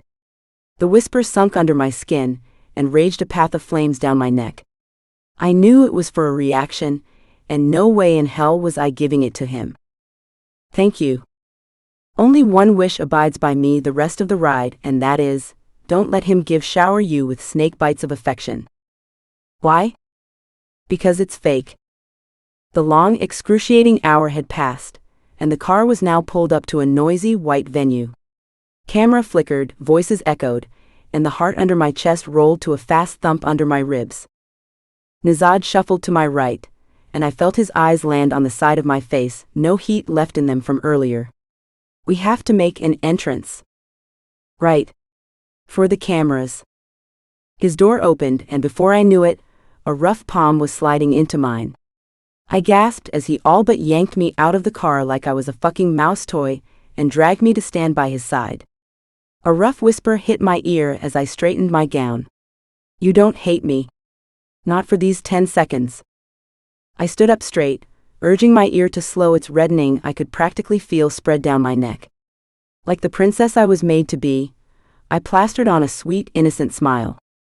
One that would have all the reporters crumbling, and all the women transform into beady-eyed snakes.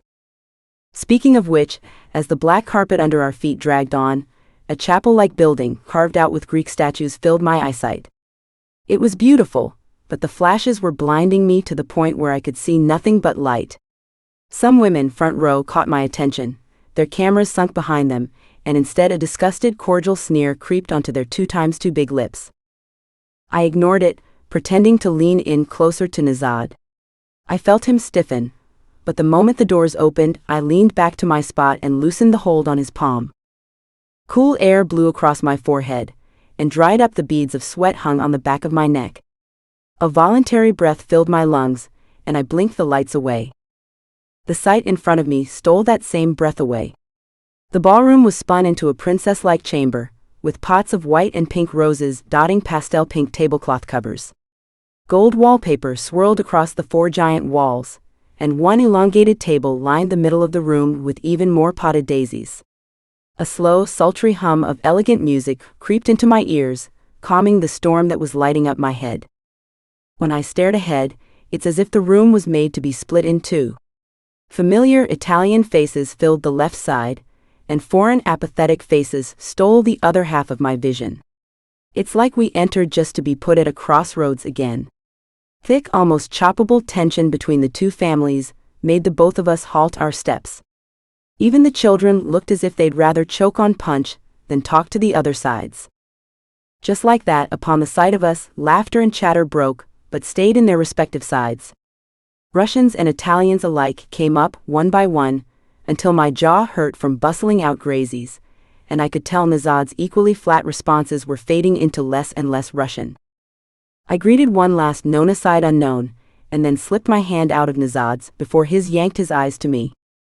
"Where are you going?" I gave him a blank stare. "To drink. I'm thirsty from all the talking." He glanced at the table, back at me, then nodded in approval before heading back to the long table in the middle.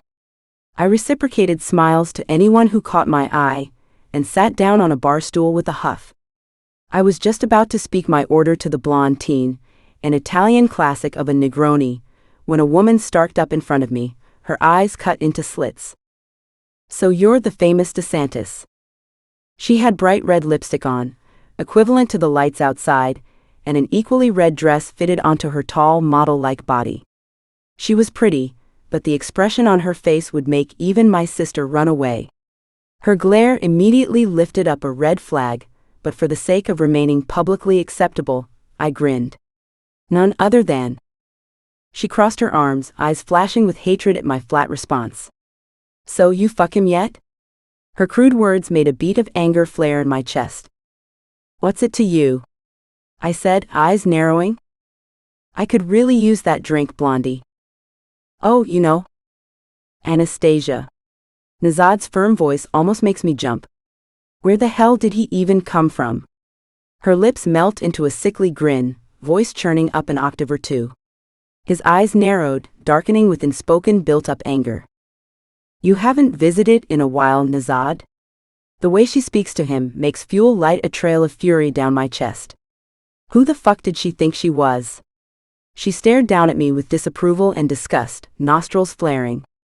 Don't tell me she's capable of fulfilling what you know I do best. Something tightened in my chest, and I was up off the stool in an instant. I'm sure you, all the fake shit included, I pointedly glance at the two balloons which she probably calls her tits, can fulfill maybe half of what I can? I'd say that's a pretty good estimate. I say, dolloping confusion on my face. Nezhad's gaze heats the back of my neck. Her lips twisted, throat gearing up. You bitch. She lunged for me, claw-like red nails about to sink into my neck, but I pushed back with equal force until her body bent backwards against the bar counter. I leaned out of her face, but kept her caged against the polished wood.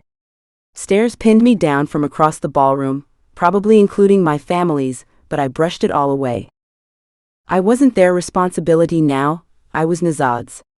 Not only was she threatening this relationship, she was threatening my position as his wife. And fuck if I let myself stand for it. Oh, for fuck's sake, try something new. It's always bitch this, bitch that, what are you, a high schooler in a bimbo's body? Red flares across her face, and satisfaction fills my chest at the sight of pure shame filling her face. I scoff. I could find a man who'd pay to fuck me for more than those lips cost you. Something daring, a whisper of a challenge, fills my head with sweet, sweet urge. Possession burned a hole through my chest, and some stupid part of me, one angered enough to take action, made me back up and grab Nezhad's bicep. Go find another man to fuck, because you see this one, I gestured to him, is taken. She slides off with a pinned glare on me, finally dragging away with heels so high I had no idea how she hadn't tripped. I shot the bartender a sharp look, and let him know he was no longer in my good graces. I'd asked for a goddamn drink, and he watched me get verbally assaulted by a plastic Barbie doll. I wiped non-existent sweat off my forehead and let go of Nezhad, pulling him farther from prying eyes. Sorry. I tend to get competitive when it comes to. The dark look in his eyes made my voice falter into silence. They became a soul-jarring weapon, and every part of me flit up into sparks as he dragged his heavy eyes down my body, my chest contracting into itself. God, he needs to stop looking at me like that. His stare locked onto my eyes, flickering with dark amusement and something playful. We were standing far away from the bar, on a polished granite mezzanine, and my heels suddenly felt like they were trying to stay still in a puddle of oil. It was as if his eyes were the only thing wrapped around my neck and keeping me upright. Just then, a flicker of movement behind him catches my attention. Right there, a few feet away, stands a man whose face has spent months ingraining itself into every crevice, threshold, and corner of myself. Mind, body, soul. Maksim Vassiliev sits on the longest table, face half covered in shadows, and grips a tumbler half full of vodka. His favorite. My face goes pale, the oil becomes a puddle of water under me, and blood whooshes out my lungs like a runaway train with no visible destination. I go cold as he lifts up the glass, letting some of the liquid splash over in a delightful cheers, and greets me with a cunning Cheshire-like grin. Chapter 7. Nezhad's POV. I've cut men's dicks off. Shot bullets down their throat. Amputated legs with no good intention, but never, never have I gotten a fucking hard-on for a woman who doesn't shut her damn mouth. The pulse in Margherita's neck fluttered, and a million thoughts urged my body to lean closer, just enough to have her eyes widen and fill with that unmistakably sinful heat. How much faster would it beat if I let my hand weave into her strands and pull her head back? If I kissed her until her blood-red lips bruised and ran my fingers up her leg until she begged to fuck me? I will admit, the thought had been ongoing since the first night, where she barged into the damn meeting with nothing but a sheet of silk covering her up. My hand itched, begging to feel the softness of her lips across my fingers. They were soft, curved, and just as tempting as the rest of her.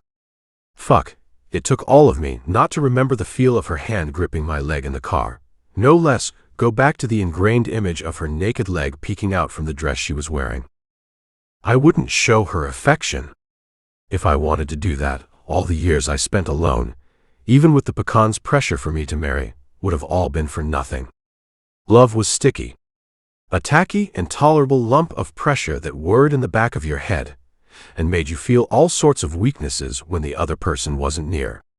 Hearts became filled, so much to the point where it had no choice but to overflow and empty the space out.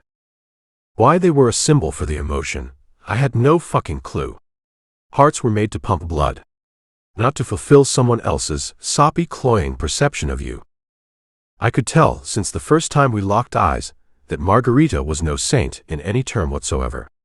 She's the type to play games, win, and throw the damn board off the table before the opponent can ask for a rematch. Her body and voice were captivating, but it was the way she talked, with an instilled confidence and utmost curt precision, that had me wondering if the dead fire in me had flickered upon her presence for a reason. She was tempting, fiery in every way, and a red canvas for me to splatter with black. Anastasia might have been similar to her in that way, but the stripper title from my club only gave her so much access to use her self-obsessed ego and tarnish other women's motives. Also, she was a fucking bore. Half the time she'd come for my sessions, she'd fill the room with nonsensical blur, while I just tried my best to block it out and allow myself a simple moment of tension release. Anastasia catching my eye first thing walking in had already been a sign tonight wouldn't smooth over like butter, but her messing around with Margherita, me fucking her twice a week, meant shit, and I'd specifically gave orders to Alec not to invite her. Anastasia was thirsty, capable of being dominated, but that's it. Her mouth was nowhere near as prone to my attention as Margherita's. Just then, her eyes suddenly flickered into shadows, catching sight of something behind me. All the color from her face I'd been admiring, it transformed into a ghostly white, and the playfulness that had been there before struck into a dark puddle of fear. What the fuck?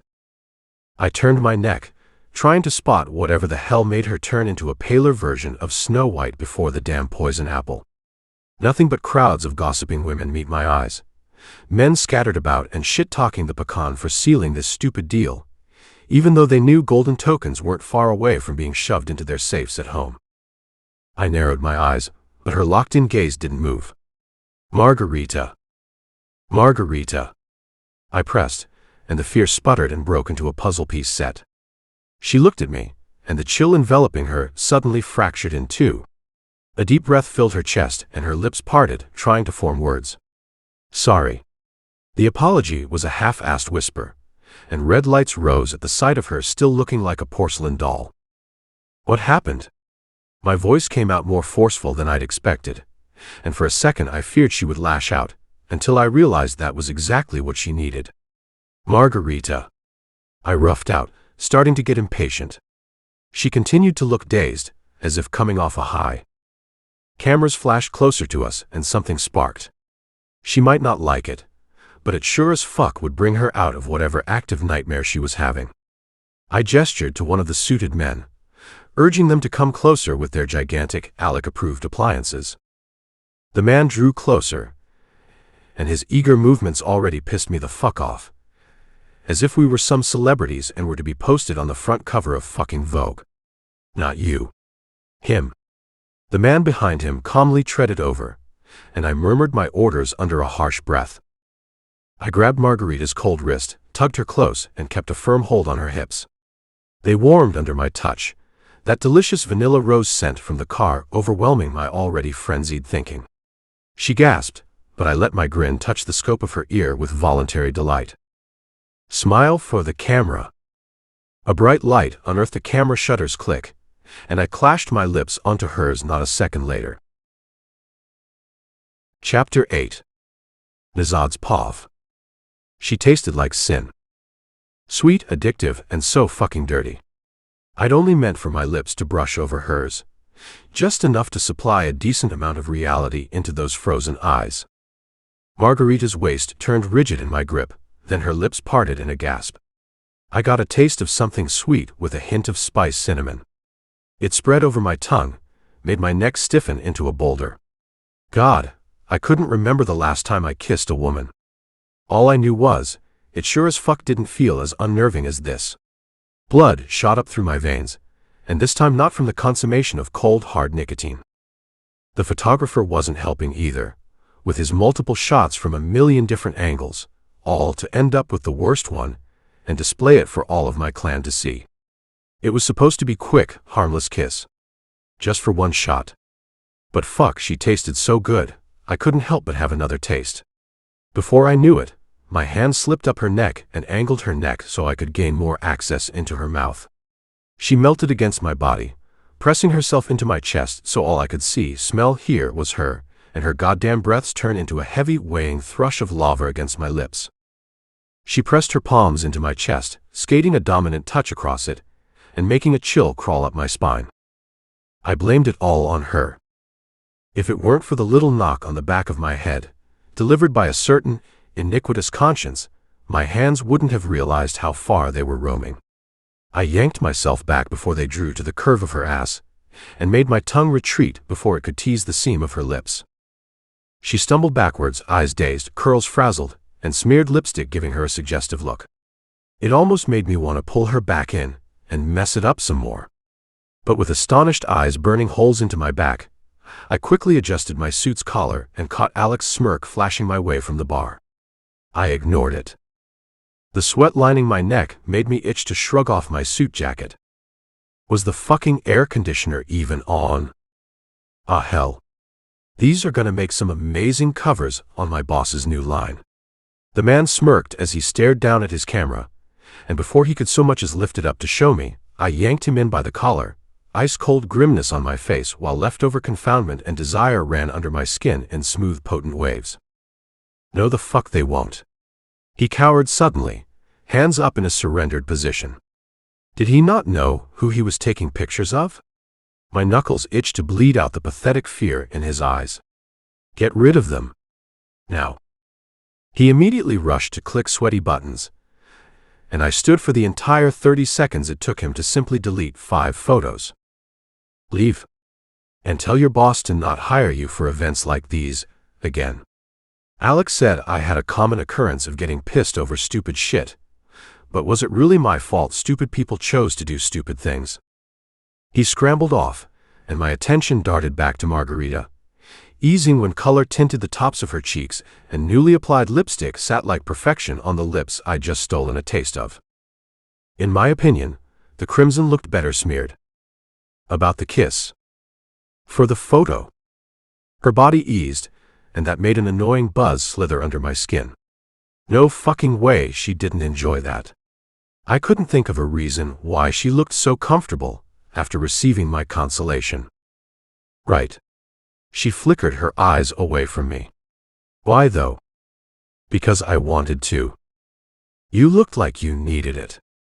It was the simplest, most dry answer, and I wasn't sure if she was aware of the trance she went into once the horror behind me struck her body like a brick. My eyes latched on the silky strands now draped across one shoulder. My hand itched to turn back time and wrap my fist around it, just to get a feel. Fuck, control yourself. Her gaze lingers, stealing my attention, and then she treads off to the bar. Assumingly to order the drink she never got. I only smoked to make dead men's blood wither, or when I was unsettled. Now was one of those moments. Andre's burning glare landed on me with a pathetic huff, but I melted it off and followed Margherita. His fault for giving his daughter away, not mine. And if he were to decline, knowing the consequences, I would make sure he met them headstrong. She held an orange-brown tumbler half filled with whiskey, sitting on a stool while women admired from afar and men dropped hesitant glances, knowing I could land a bullet into their neck from all the way over here. I made my authority clear by striding over, and sat down when the men around her turned their fat necks back around. Possession was a cheapskate, authority wasn't. Some here might have been my family, but that didn't give me a reason to keep the gun cold for the rest of the night. Sometimes a little bit of blood was the only thing capable of making time memorable. My hand twitched with regret. Should have taken my chance with the photographer. I tapped on the counter, gesturing for Anton to get me my usual 2 fingers of vodka. Being a lightweight was one of the few things I was bad at. The night ended with a round of 10 shots or none at all. Tonight, it looked like I would have to stop after 1. I downed the liquid little by little, trying to make it last until this god-forsaken party was over. I look over to see her lower the glass, a red imprint on the edge of it where her lips had been. Suddenly, I wondered how long it had been since I'd tasted some whiskey. I internally shake the stupid notion away, before I ended up crossing boundaries I never dared getting close to. The kiss really had fucked with my head. You don't seem like the type to marry someone for your boss's benefit. She plays around, forcing her nails into the dipped seams on the sides of the glass. Not everything I do is to benefit a higher authority. She bridged her chin over her wrist. So you wanted to marry me? No. You were simply the most reasonable choice. The glass clinks under her gentle taps. You always go by that rule? That bad decisions result in worse consequences? It takes a moment for me to think about it. Not necessarily. However, in a world like this where the need for blood was on a pedestal higher than water, her question could be true. Sometimes, the higher authority had no choice but to bend its power over until it snapped in two, resulting in the defamation of men's families, reputation, and lives. All it took was a bullet. And that same man, whose humiliation would be an open book for everyone to peer into, would cease to exist. I took special pride in knowing the power in my own hands was just as equivalent. Only problem was, that power had its limits. I'd learned to work within them, after years of surviving without any, but had to ensure the fire wasn't too big to break down the 4 walls of containment. Depends. You think this was a bad decision? Her gaze shoots up with hazed clarity. You tell me. Russians and Italians don't quite intermix, do they? She gestures to the sand and ocean. That's a split room. Takes time. My focus sharpens on her neck, the smallest dug-up mark laid on the curve where it meets her ear. A scar. She turns her head back before I can look any closer. The glass lands on the table with a clink. I should probably meet the rest of your little family. There's no need for that. She pauses in her movements. Why? Shouldn't I? You shouldn't. It was partly for her sake, to avoid the compensating results of marrying a man from the Bratva. I could already picture the 2 possible outcomes. 1, she would get kidnapped. No matter, plain sight. Some fucked up degenerate from this mile-edged crowd of people had to have used his dick instead of his smarts. 2, she'd end up dead. The number of guns in this room probably outscaled the number of people. And to be honest, as much as I love spilling it, blood tainting the gold of her skin didn't exactly sound invigorating to me. I should have known you'd be difficult. Russian men don't exactly meet the standards of single bachelors upstate, do they? I'm not a bachelor, nor am I single. She goes silent. You're not single? I glance at her with a gleam in my eye. No. I'm getting married to my fiancé next week. Her face rushed with red, but I kept my gaze forward. I take it flirting isn't exactly your forte then. I don't flirt. Women were a lost cause, and to me only a memorable one-time fuck to get rid of certain tension. No need for all that mushy shit. Love did not make the heart grow fonder. It made it weak. What's wrong? All your confidence go to dust when it comes to romance. Romance is a myth. Unpractical. She scoffs. Your humor is too. Can't be a lie if no one says it's true. She whips her body towards me, eliciting nothing but a sideways glance for the barest second. Do you not get tired of acting like a robot? Her voice raises an octave. Insecure people are the ones that don't take pride in their identity. Oh, shut up. If you weren't insecure, you wouldn't have yanked yourself away earlier. She was talking about the kiss. So you enjoyed it then? I knew she did. It didn't hurt, to make sure though. She doesn't respond, but slides off the stool and pins me with a haughty glare. When is this over? I would like to go home. Depends which home you're talking about. My dimmed reply stuns her stiff body into silence. Whatever traditional methods she had embedded into her hopes had no future of coming true. This marriage was fast-paced as it was abnormal, and I wanted her to move into my house immediately. Some part of me, when I looked at her, made me wonder of a rare possibility, consisting of the dense idea that she would pack up her bags and leave this place. She wasn't the type to depend on people, but she was spontaneous in the worst ways. The only comfort I had against it was knowing she'd leave with my threat lingering. Any person would go insane, knowing they left their family to be slaughtered while they escaped the killer's clutches, only to find, at the end of the road, another blockade with no promise of long freedom. Not every woman was her father's daughter. Margherita certainly wasn't. Take me to my house. She flattens the tone of her voice, and it angers me that I don't immediately refuse. Since when did I hesitate? No. My cuffs reveal the time, a good 12:30. Guests were starting to trickling out, and the pecan still hadn't shown. It was practical for him to be a no-show, but I'd expect him to at least make an appearance after forcing me into this marriage. I'll take myself then. The clink of metal steals my attention. She has the keys to my car in between her fingers. When the fuck did she get those? Every kiss has its perks. Men get their fair share of touch. Her eyes drag down my form. I get my token to shelter. She dangles them in the air, hooked over a red-painted fingernail. Lips curve into a too-sweet smile, and the sound of blood pumping fills my ears. She'd fucking played me. With a goddamn kiss. The sound increased in my ear, probably showing through the cold, calculating narrow of my eyes. I'd established her being eccentric, but a fucking player. I wasn't up for it, but the steady pulse of warmth in my neck said otherwise. This was great, though. Seriously, I'm excited to see where this goes. Her grin spread, revealing a straight set of luminescent teeth under perfected red lips. She looked as if she was gonna laugh, and that made my fucking knuckles itch. I could really use that photographer right now. My fists tightened as she drew closer, and she didn't for 1 second falter under my stare. Her nails scraped a steady line down my black tie, bottom lip caught under a sensual look. It didn't faze me, the look. It only made a simple blinking light switch on red. Don't worry, she brushed the whisper onto my neck, dusting it off with a small dark chuckle. The jingle of my car keys filled the space between us. I've only crashed the last 2. I would have killed anyone who provoked me like she just did. Somehow, the idea of her lifeless body didn't fit my standards, didn't fulfill this dark urge forming inside of me.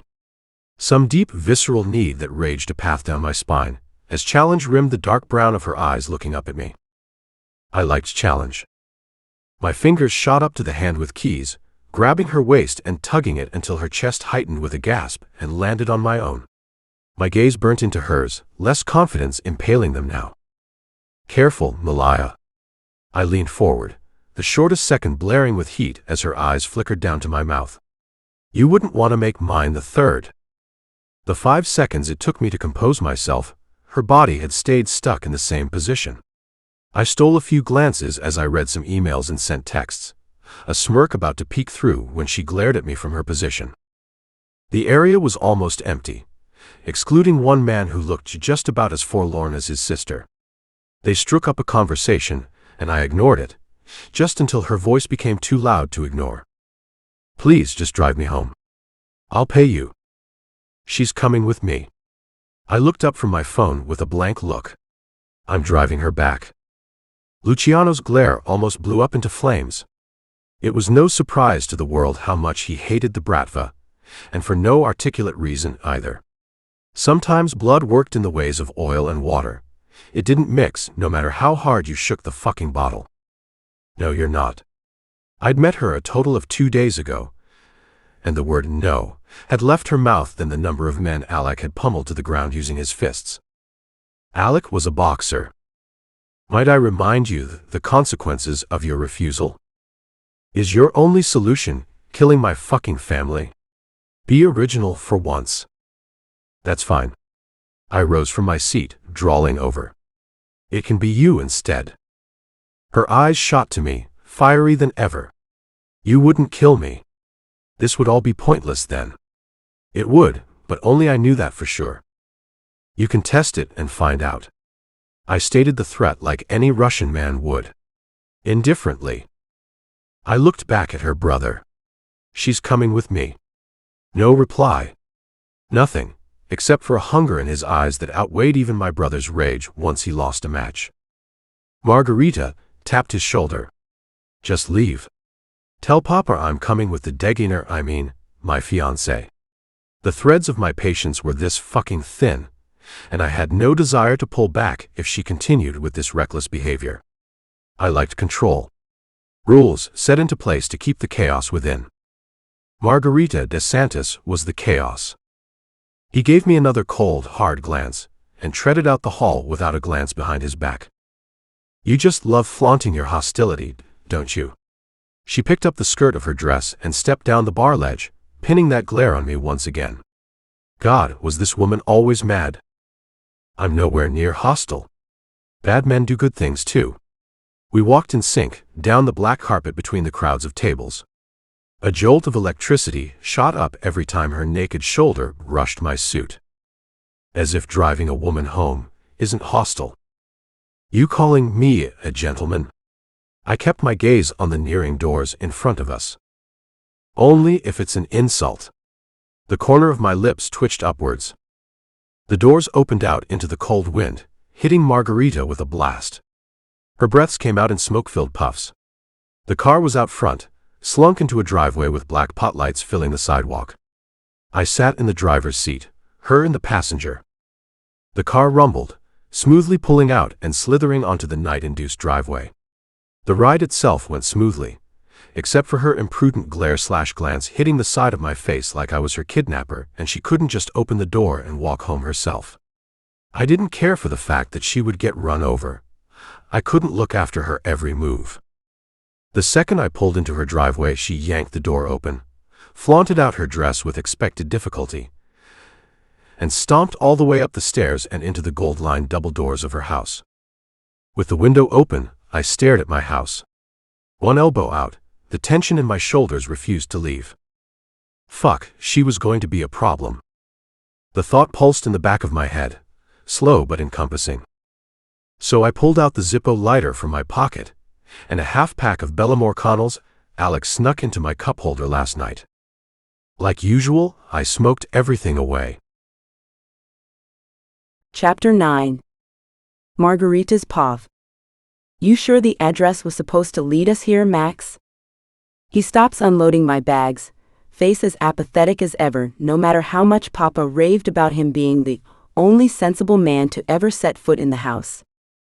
I'm sure, Ms. DeSantis. Unless the GPS was hacked. I could think of a few reasons why he'd do that just in spite of me.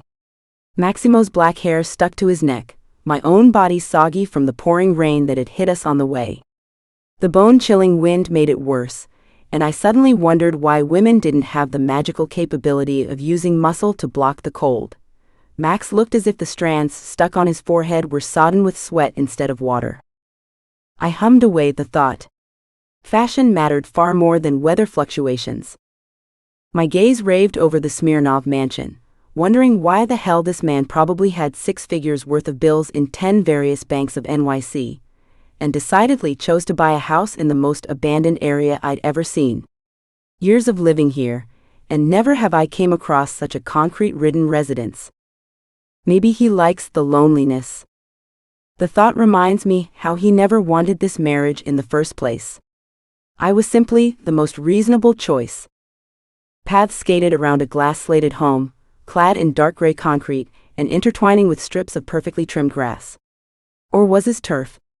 I'd bet his obsession with perfect only meant he went for the fake kind.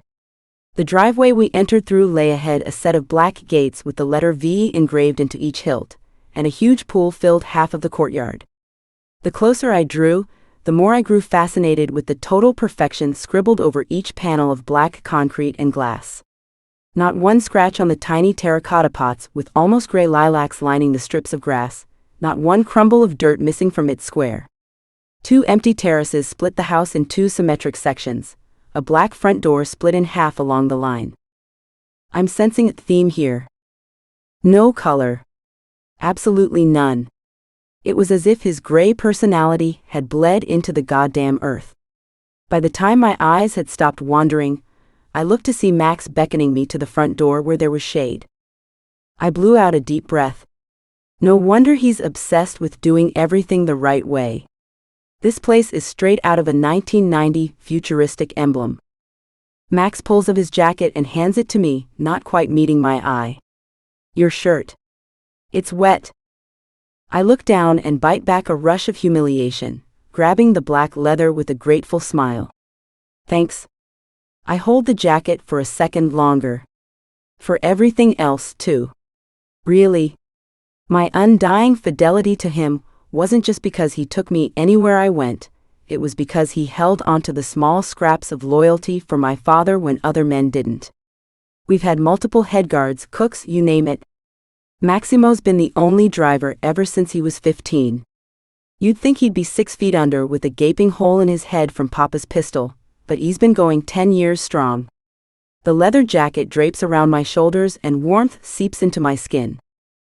Of course. I'll see you at the house then. He glances at the door, hesitating. I can wait. I give him a grin. It's okay. You already know how many times I've put my dagger to good use. I pat the outside of my thigh, where the hilt of a knife barely protrudes the beige fabric of my cargos. His eyes flicker to the door again, but he nods all the same. I'll watch from the car, and then he's off. I take a deep breath, and grasp the wolf-shaped knocker on the handle. 2 times it clanked against the black-stained wood and then opened.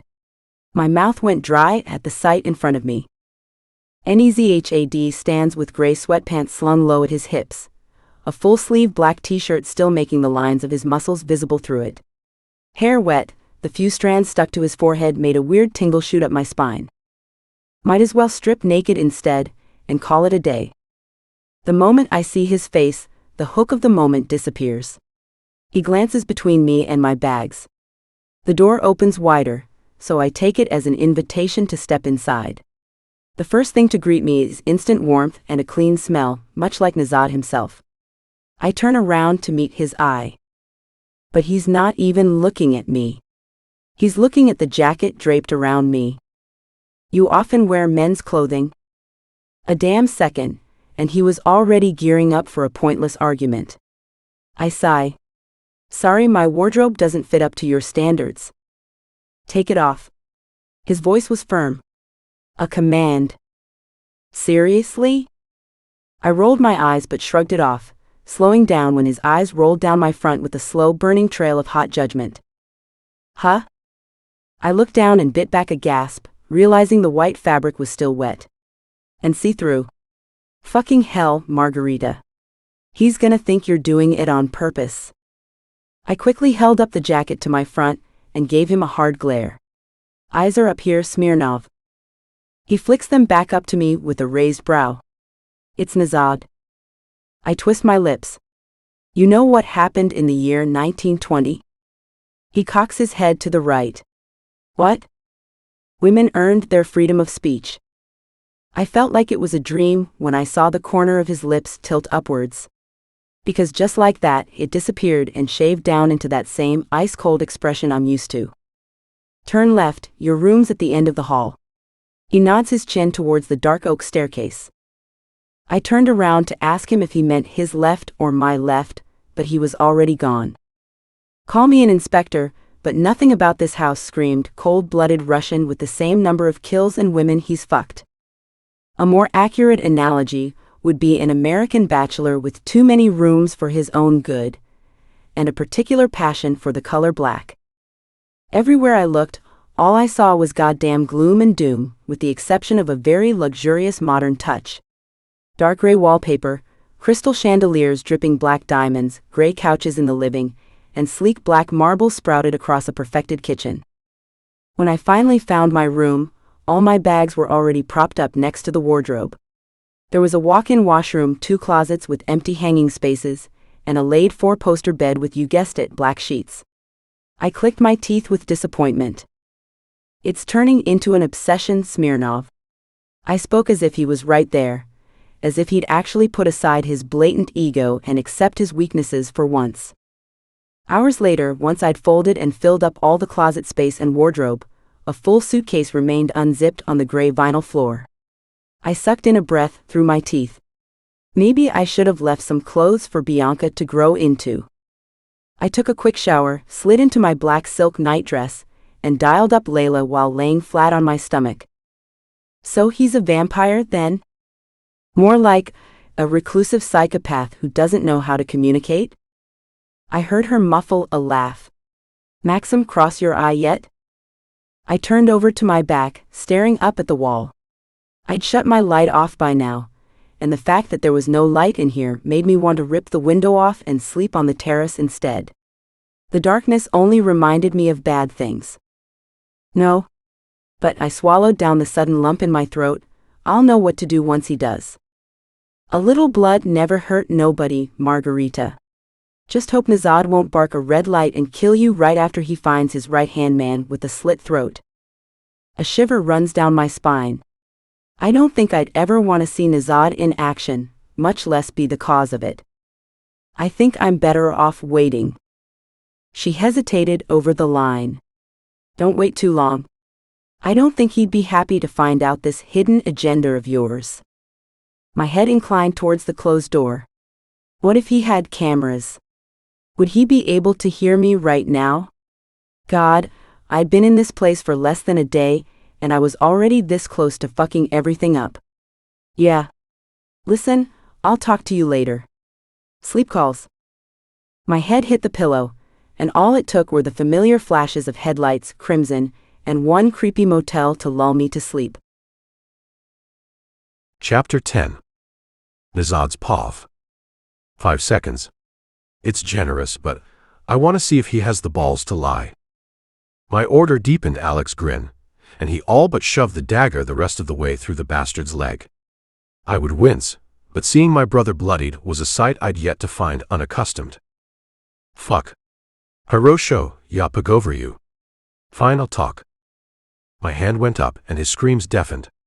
Russian smugglers weren't uncommon, and sometimes drugs slipped through shipments without anyone noticing. Security always had holes unfilled.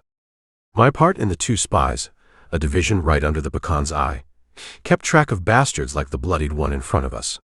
Overlooking the seeds of manipulation wasn't all, though. My position relied upon not just the physical, but also the mental. Traitors. Fifth columnists and colluders that relied on their snake-like exploits in the grass to fulfill their urges and go against our red-pervading regime. They fed on people alike, went against orders, and cracked the allegiance within the Bratva. Very few were left unspoken. The rest that let themselves become found suffered a wrath unimaginable. I've seen it all. Cauterized flesh, torn fingers, throats slit over the span of a day. Heard it. Screams that tore out eardrums rang a constant reminder in the back of spectators' heads in a Russian saying. Vernost razrushayet. Vernost ubivayet. Vernost pobezhdayet. Loyalty ruins. Loyalty kills. Loyalty wins. Loyalty was bred through each one of us, since the moment we stepped into this sanguinary world of clashing knives and pocketed guns. For most, that was after their first kill. For me, it was when I was a mere boy of 13. Blood, cracked ribs, some vodka mixed between it all. The mixture commenced a ruthless, unbred pack of men called the New York Bratva. Shit. He won't be up for long. Should I call in the smokers?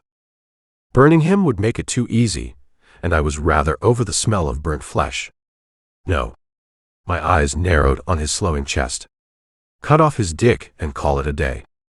Buster's eyes immediately burst open, and he thrashed in the seat with a speed I'd define as godsent. Ivan. It was Ivan, I swear to God. Pathetic tears lined his bloody face, pale with exhaustion and the consequences of stealing things he shouldn't have bothered to look at. Ivan. He gave you the order? I repeated, stealing my gaze to see if hesitation flickered off his face. It didn't. He told me to go back and change the numbers. Change the fentanyl's mass back to its original amount. Alec looked at me with confirmation. He's in track of sideline work and the databases, and smart enough to know whether Buster's telling the truth. Drug numbers stayed static, unless we were ordered to distribute certain numbers before their delivery. For there to be even the smallest decrease of one kind meant a bleeding crack filled with silent treachery had risen. It's a shame you couldn't have spit that out before we dug your grave. I clicked my tongue, disappointed, and his face conjured into horror before slinking panic into his voice. I told you who fucking did it, now let me go. Grabbing the switchblade from the table of various torture-inflicting tools, I buttoned my suit jacket on the way to his bloodied chair. Do you take pride in being a traitor, Buster?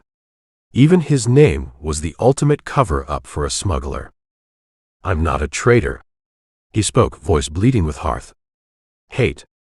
I wish I could say I didn't like it, but the fiery stares of men had become nothing but ice-cold whispers the longer I dealt with men like him.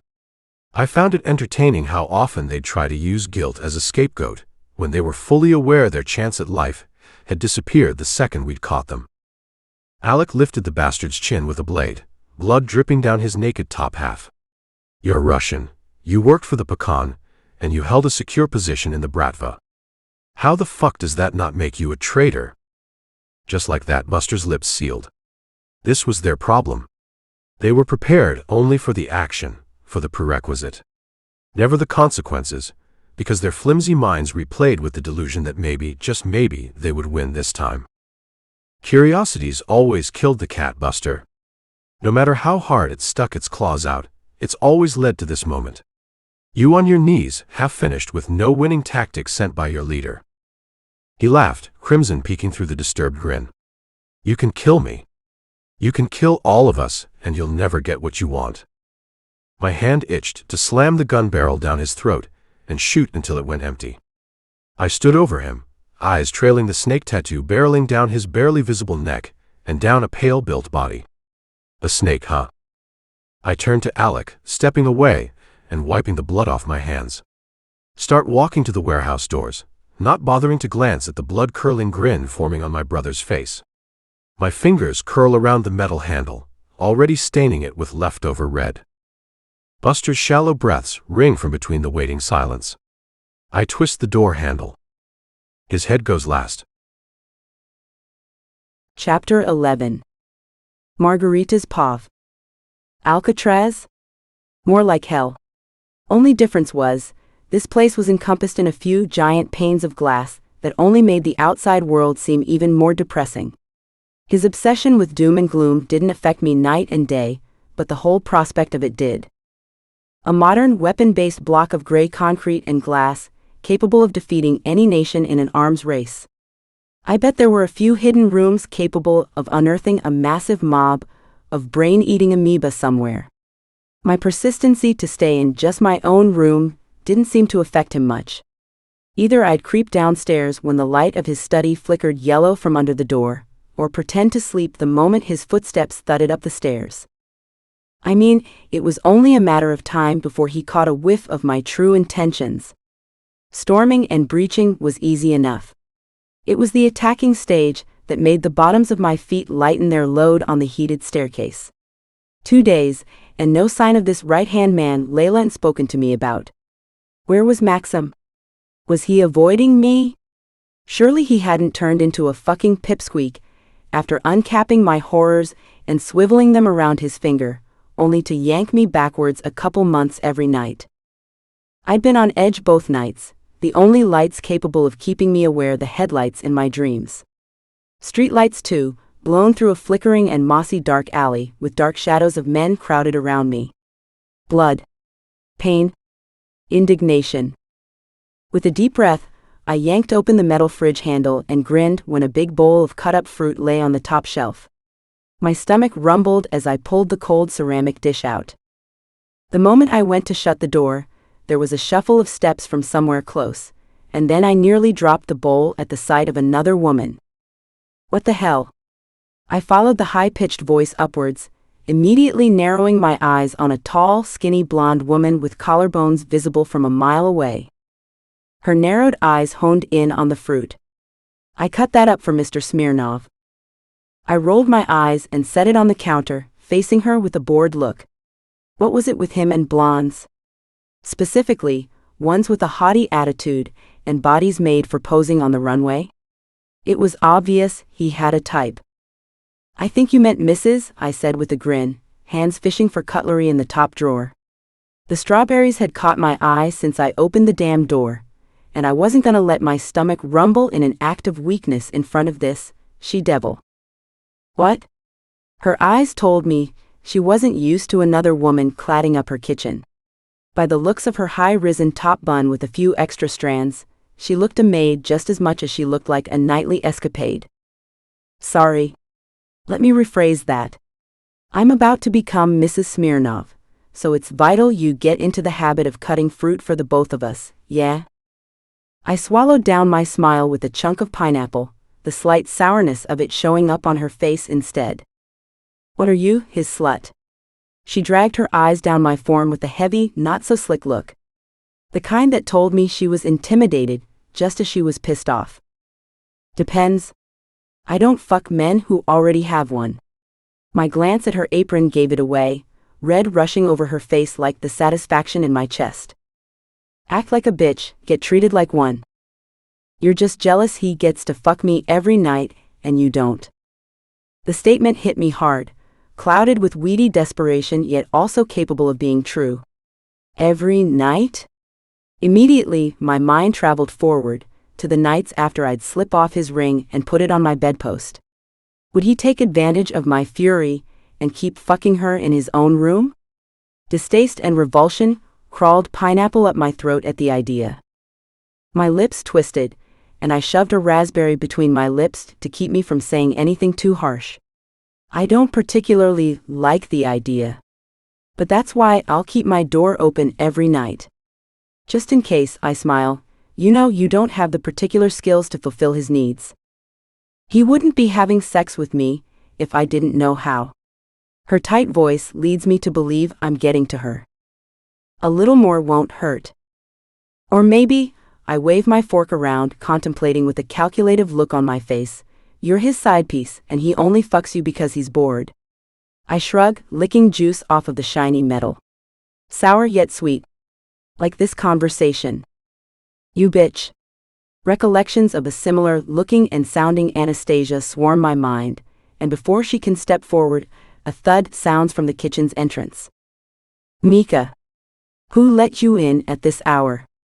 Nezhad's voice boomed across the marble walls and counters, not inked with even the slightest bit of apprehensiveness. Mika. That was her name. She slammed a glare into my face, before wiping it off, replacing it with a honey-smelt smile, and pitching up her voice a few octaves higher. She might as well hook herself to some balloons and float away. I'm so sorry. I wasn't aware of your guest.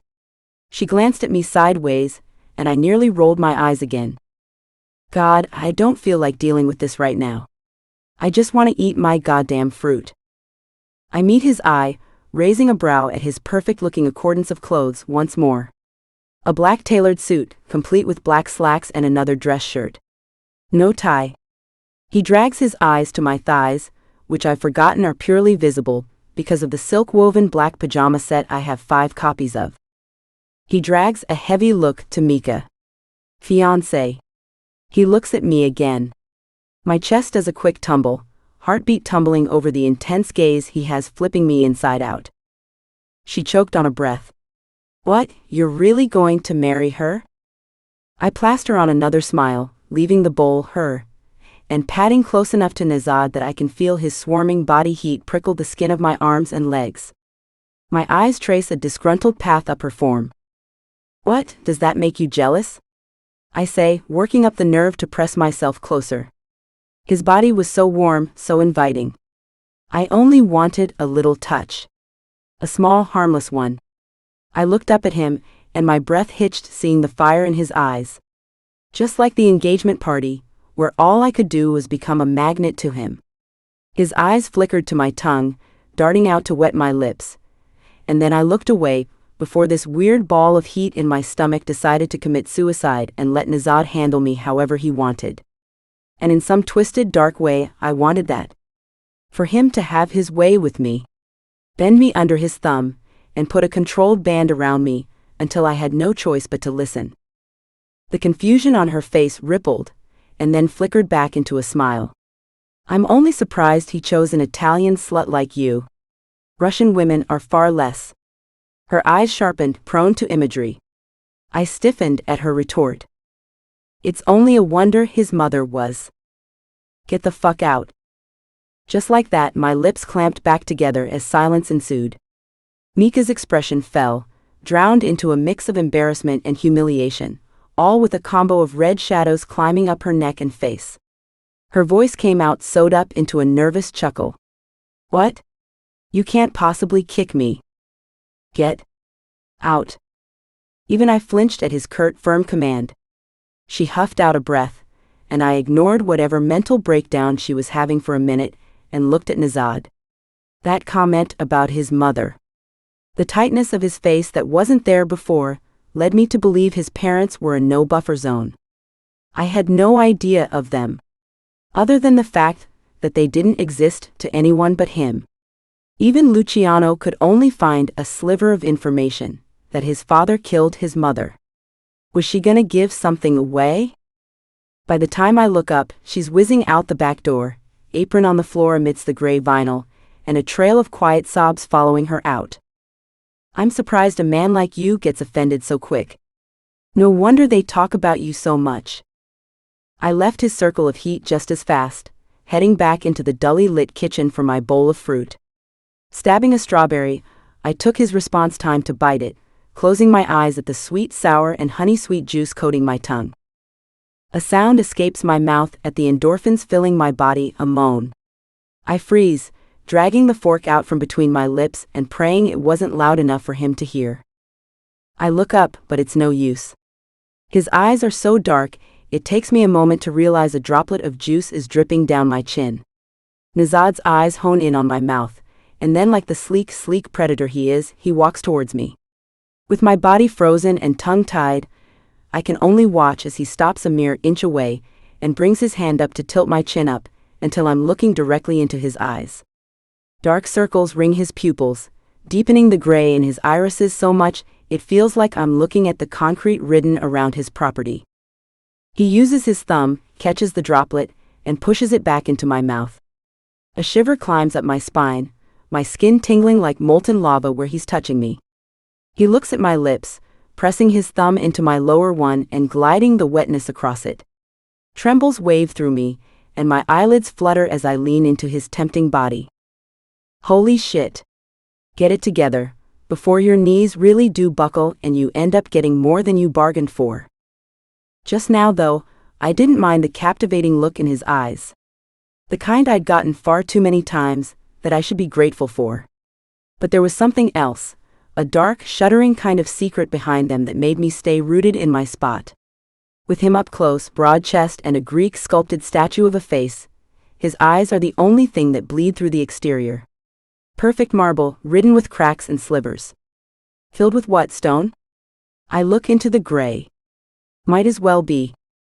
His calculating look sputtered, becoming replaced with that ice-cold stare I'd gotten used to over the course of the 2 days I'd lived with him. He backed up, and the heat between us fizzled into the ordinary, cool air flushing in from the air conditioning. From now on, you don't speak to anyone in this house but me. My brows furrow, confusion overtaking the satisfaction I had simply from his touch. Seemed like his vocabulary was bound to ruin it all. Why?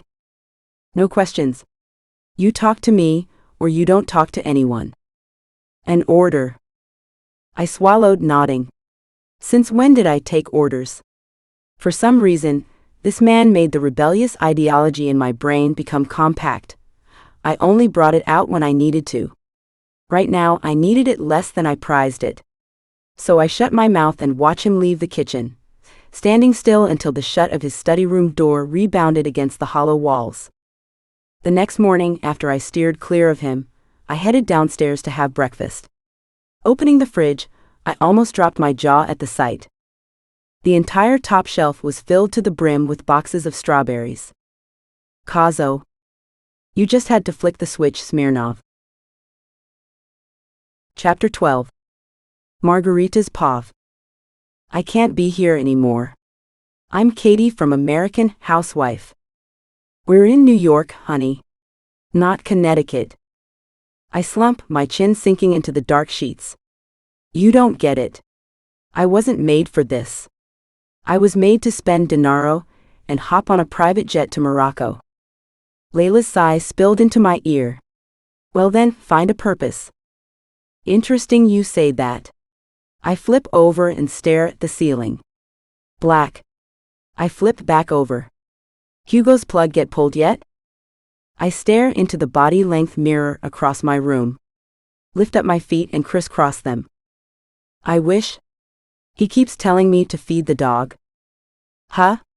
What dog? Exactly my point. You know, maybe you should just kill him yourself. I wouldn't in a million years let myself be barred within Layla's walls. It itched my throat just thinking about sharing a bed with someone who smelled like a casket. The line went silent on the other end. So you expect me to just flounder up gold bars on my own? I snicker into the phone. You cheap gold digger. You know, you might as well steal Nezhad's Amex. Don't act like you haven't already seen it. I pause. You know, actually, I haven't. Believe it or not, he's vague. In every way. 1 second he looks like he'll devour me whole on the spot. The next, all he needs is a knife and my throat to slit it. Enemies to lovers? God, that's my dream. I'm stuck with recessing hairline to grave. I grab a bottle of red nail polish from my bedside table, already stained with black polish. But Nezhad didn't look like he cared about money, much less than he cared about coming into my room. Oh, gotta go. Hugo's mumbling some bull about taking me out for dinner. Bye. Love you. I click off the phone and spend a good hour doing my nails, because God forbid someone forgot to bring a bag of cotton balls and some acetone to avoid any mishaps. I check my phone and head downstairs at exactly 10 p.m., because that's when Nezhad starts work in his study. Starts. My mind went to the enormous amount of strawberries logging up the fridge. I hadn't thanked him for the gesture, not yet, but I didn't feel the need to. If he wanted to spend money on me, then amazing for him. I also didn't feel like talking to him. My social battery had declined for the past few days, and I wondered if it was because he'd barred me from speaking to anyone else. Then I remembered Papa's warning. The way you talk, the way you act, all determine whether he's satisfied with his choice, and whether that means we land in deeper shit than we already are. His choice. I scoffed out loud. Choices. Not like I get any. I simpered into the main living room, surprised to see a man on the couch, his top half bare and gleaming with sweat. I stepped closer, catching his attention, and after a second realized it was Nezhad's brother. Alec, that was his name, right? He looked up from his phone screen, analyzing me, and then stood up. He was about Nezhad's height, meaning I had to crane my neck to look at him. It wasn't fun. I crossed my arms as he threw a mischievous smirk at me. Nezhad was cold, but this man was the opposite. Opposite meaning, I could actually see emotion coating his face. Did I like it? Maybe. He laid out a hand for me to shake. Ciao. I'm Alec. Don't believe we formally met. I raised an unimpressed brow but shook his hand all the same. Don't tell me that's the only Italian you know. I thrive on knowledge. I nod slowly. And I'm guessing it only goes a long way? He raises a brow, amused all of a sudden. And for once, I could actually see it on his face. Pretty and smart, huh? I thought Nezhad would play it safe. I don't think the way I act determines my altercations with your brother. It does determine the kind of woman you are. For once, I didn't have a reply. Did I just find another man up to par? I shrugged, then caught the metal of a lighter sticking out of his sweatpants pocket. My fingers pull out a box of Papa's Marlboros from inside my bra, and Alex's eyebrows hiked to his forehead. "You smoke?" I pulled the lighter out of his pocket and stared at him. "No." I flicked it on, lit the small column of paper, and stifled it between my lips. Warmth bugged under my skin, bleeding into my veins as the smoke filled my lungs. I glanced at his scabbed knuckles. You fight?" He sat back down, eyes scanning me with narrowed eyes. I handed him my cigarette. He took it. "No." To that I gave him a wispy smile of amusement, and then tucked the cardboard box back into the top of my bra, turning and heading into the kitchen. His eyes followed me there, even with my back to him and my face in the fridge. "You like strawberries?" I asked, pulling out 2 new boxes. Had to finish them somehow. He scoffed. "I'm not a sweet type of guy." I rose a brow at him from the kitchen island. "Lemons?" He flickered his gaze to the hallway next to the kitchen, a carnivorous grin forming on his lips. "More like vodka." The hairs on the back of my neck stood up as Nezhad's presence filled the entire kitchen. I wanted to shoot Alec a glare, but he was back to tapping on his phone. "Someone's bitter," I muttered under my breath, not deciding to stray from cutting strawberries no matter how fidgety Nezhad made me. "Turn around." Even the dim lighting flickered from his stern command. I took a deep breath and then twisted, eyes stopping on not one but 2 men in the vicinity. Nezhad and... My hand tightened around the knife, the breath in my chest suddenly escaping all at once. Maksim. There he was, clad in his usual suit, a smile on his face that only seemed to look disgusting to me. His beady black eyes crawled all over my bare skin, somehow making my blood go even colder. "No. Please no. Me and Layla talked about this." I knew they worked together. This situation was inevitable, yet my pounding chest said otherwise. I felt myself go pale, and the strawberry I was holding was now but a crushed-up dripping mess on the floor. I shifted it to behind my back before Nezhad's wavering eyes saw. "Stop it. Relax." It didn't help that Nezhad was looking at me expectantly, waiting for me to show the respect that he knew I rarely carried for men like him. I held in a shaky breath, put the knife down and smiled. "Hello, I'm Margherita." Maksim's smile grew wider. I couldn't handle it. Nezhad's eyes boring into me, and Maksim's making an uneasy trek down my body, lingering on all the wrong places. "Make it believable." "Maksim Vassiliev," he greeted. His voice was the same as all those months ago, torn and carved out of my darkest memories, drowning in a silent mockery. He knew I was scared. He remembered everything he did to me. Everywhere he touched, everywhere he marked, it seemed to throb in response to his leery eyes. I fucking hated it. I itched to turn and run out. To take the knife in my hands and stab it into those black eyes just so they wouldn't meet mine again. He's my right-hand man. I switched my gaze to Nezhad. Somehow, in some stupid way, my trembling hand stopped to tremble when I saw his gray eyes. It was the coldness in them, unresponsiveness. I could show whatever, and he wouldn't give me a reaction. It provided me with a sense of comfort, a sense of agility that allowed me to look at him onwards and not the horror beside him. Nezhad drawled on about how they worked together, something about me showing adequate respect, but all I could feel, all I could hear were Maksim's words and touches. His flimsy promises and how, like the fucking innocent dove I used to be, I believed in them. I waited until their shoes clobbered back down the hallway, upstairs and into the study, before I let the knife clatter back onto the counter. My breath shuddered, and I ran a shaky hand through my hair. "It's okay. You're okay." "All right, I'm out." I flinched at Alec's voice. "Oh right." He was still here. I recovered quickly and resumed cutting strawberries as he walked past me and through the hall to leave out the front door. An act, that's all you need to do. I'd been strong enough to brush off what he did to me. Would it be just as hard to ignore the after effects? No one knew it was him in the car crash. No one knew I was the only one who saw him before he hit us. Pretend. I'd done that for most of life. What was a little more? Chapter 13.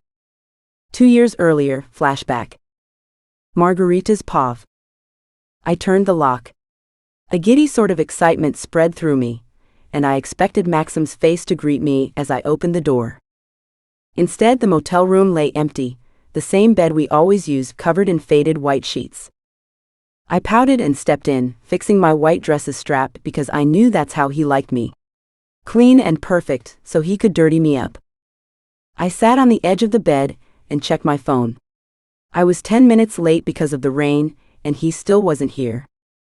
Did he get caught? A bead of sweat trickled down my neck. He had a temper, and on his bad work days, it'd show during the sex. The bruise on my inner thigh from last weekend seemed to throb in remembrance. He never talked much, but I did know that what we did every week. If someone were to find out, he would be labeled as a traitor and killed. I was an Italian, he was a Russian. It was like mixing oil and water.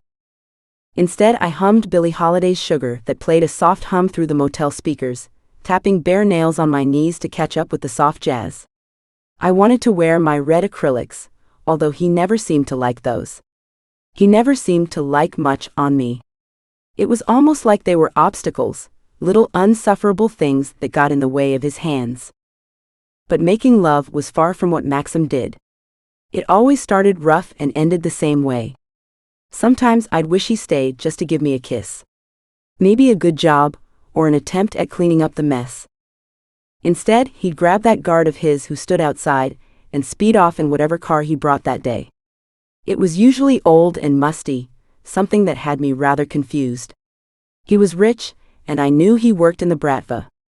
I only wondered why he was so hasty when it came to meeting me. Of course, it could be an insecurity issue, but he had none. His confidence was up to the mangy roof, his looks decent enough to make me heat up in bed. If only I'd known that merely catching his sight from across a bar would lead to this, I would have done it earlier. I practiced my smile in the standing mirror across from me. Wrap those around my dick real nice, will you? He always says that, but he never kisses me. I played the piano on my knees, the same kind Bianca tried teaching me last week, and the music in the background finally played along. I'd make a million trips to lips. If I were a bee. Because he's sweeter than chocolate candy to me. The door opened. I flinched but sat up straight, making sure my heels were tucked into the corner properly so he wouldn't trip. My eyebrows ruffled seeing the bloodstain on his white dress shirt. I opened my mouth, then shut it. I'd seen him up close enough times now, and the expression on his face, it was a new one. Tight jaw. Anger? No, his fists were clenched. Restraint? Slowly he closed the door, locked it, and sat down next to me. Very close that I could smell alcohol off him, but not the usual vodka. It smelled deeper, almost like he'd been drowning in it for a while and not shaken it off yet. The music continued to play. Was it on repeat? I gave him one of my bright smiles. He didn't smile back. However, he rose up a few fingers and moved the brown hair out of my face, tucking it behind my ear. It made me shiver, but not the nervous kind. Why was he being so gentle? You're early today, he whispered a bit too close to my ear. I'd always been annoyed when Bianca did that, and now he was doing it too. I shifted an inch away, but he gripped my shoulder. Tight. And he pulled me back where I was. I figured I'd wait. I said, looking at him through the mirror. I didn't think I was brave enough to look him in the eye. I never did. Then he did something weird. He cradled my jaw with a hand, a sweaty one, and turned me so I could look at him. His eyes were black and filled with something. I couldn't quite place it, but my pounding chest told me it wasn't good. I swallowed the lump in my throat and instead stared at the blood stain on his shirt. Although he never took it off, I didn't want to look at that while he fucked me. I preferred that small dent in the top right corner, right next to the air vent. Look at me when I'm talking to you. My hand trembled, but I did. And then, with the same weird look in his eyes, he pulled me forward and kissed me. I waited a second. For the tingle the butterflies Layla told me I'd get. There were none. On instinct, I pushed at his chest until his lips left mine. He looked at me, suddenly confused. I thought you wanted me to. I forced out a chuckle and shook my head. Not like that. My voice dipped at the end. Come on now. We both know corruption suits you well. He said it with a surprising amount of confidence. Was that it? Was I simply his good girl that he used on a weekly basis? His eyes lingered on my cleavage, but this time my body didn't welcome it. He'd only fuck me and then leave, like always, with his cum still dripping down my thighs. They flickered back up to my face. And you've been taking the pill, like I told you to? I never stopped. I didn't hate the idea of getting pregnant. Maybe it'd get him to change and stay, but the idea of getting caught, of someone finding out, that kept me going. I nodded. He stood up then, and the bloodstain filled my eyesight until I had no choice but to look up at him. He held my chin with his thumb and forefinger, pressing on my lips. All this beauty, and you continued to save it for me. Why? His voice was low, but loud enough to cover up the music that I wanted to hear. Someone played the music louder. I looked up at him. You're the only man who's been interested. His gentility shifted. He pressed his thumb onto my lips hard enough until it stung, and then pushed it into my mouth. Lie. It was barely a whisper, a mere hint, but I felt it down in my bones, and it wasn't nice. Nothing about him was nice right now. Tell me. Why do I fuck you, and no one else? He pulled his thumb out and stood on a knee until he was eye level, until I didn't have to crane my neck anymore. Because I listen. I said, suddenly developing an urge to puke. I wanted to leave. I eyed the door, but realized it was locked, and my key was on the beaten dresser. He nodded. And because for months, I've been the only one for you. That's right, isn't it? Yes. I forced the agreement out in a croaky voice. Ever since I saw you in that club, you've been mine to touch. To mark. I only realized after the nod that I should have said no. This was the first time he'd talked to me properly, and I wanted it to stay that way. Take off your clothes. No. I looked at him as he rounded the bed, and his watch fell on the dresser with a clank. He turned. Looked at me expectingly. Now Margherita. I hesitantly stood up and faced him. I'm not feeling it tonight. My papa, he wanted me home early. I don't give a shit, Margherita. You come here to get fucked, you will get fucked. Now take your goddamn clothes off. Panic sparked inside of me, and surged as he drew closer until there was a mere inch between my white dress and his bloodstain. His eyes pierced into mine. Pain is enjoyable, isn't it? He pressed on the bruise from last week. I held my breath. Don't make me change that. He pushed me backwards until my back hit the bed. No? I glanced at the door again, but it was too late. His hands were all over me, pulling my dress down, taking my panties down with it. It felt like a million centipedes were crawling all over me, digging into my skin and taking all my hope away with it.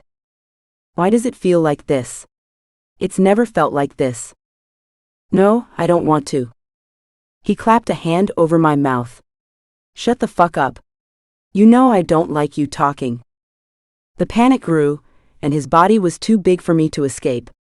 It was everywhere, and the smell of blood was making my nerves tighten until I felt that they would snap. I was completely naked now. No. Please no. I shook my head vigorously, as he moved his hand off to unbuckle his belt. I don't want this, Maksim. Please don't. The pain barely registered, until I felt it beating down on my face. He'd slapped me across the face. So hard that my ears rung, and with so much force that I felt my lip bust and now start to drip. Blood. I didn't want more blood. He wrapped a hand around my neck, and pushed me into the mattress until I couldn't breathe. Then he grabbed my legs and split them apart, shoving into me with one go. If it weren't for the new hand covering my mouth, I'd scream my lungs out. Instead, my muffled groan filled the room, and a cruel grin tore his face in half. Fuck. So much better when you're tight. I clenched my eyes shut, trying to think of something, anything to stop the pain. It felt like he was tearing me in half, like he was snipping off my lifeline, and I didn't have anything to grab onto. I begged and begged, but he didn't stop. My chest heaved as I let out sobs that didn't have the chance to escape. They muffled into his hand, and I prayed to God. I prayed that the guard outside would hear and do something about it. Someone. Please, anyone. Just fucking help me. The tears ran down the side of my face as my heart caved, and horror bubbled up inside. A terror unlike anything I'd ever felt. It ate me out and spat into my lungs, filling it with a carnal urge to let go of everything. Swallow me whole. Drown me into myself, because even that would be better than this. Anything would be better than this. My hands clawed on his chest, filling my nails with dried blood. I fought, I scratched, I cried. I let my soul speak for me, because that was the one thing still fighting. But even that couldn't muster up the strength to stop him. And then something. A musical note. Music, I remembered. There was music playing. My hands slowed as I focused on the lyrics instead of my own cries. Sugar, I call my baby my sugar. My eyes opened. That sugar baby of mine. I blinked the blurriness away to get distracted by the set of keys, their metal glistening on the dresser. Funny, he never asks for my money. All that I give him is honey. I felt everything. Every time he forced into me, every piece of skin he grunted over, and I felt the breath on. Sugar, I never cheat on my sugar. 'Cause I'm too sweet on my sugar. That sugar baby of mine. Focus. And then it came. Your teeth. Use your teeth. I opened my mouth as hard as I could, and bit down on his palm until I felt flesh tear and blood spill into my mouth. Fuck. He yelled, immediately pulling himself off me. You bitch. The metallic taste spread across my tongue and I gagged, choking. Move, I thought. A surge of dread filled me as his body lingered a few feet away. Run. I used the rest of my strength to use my feet and kick him in the chest so his back hit the dresser.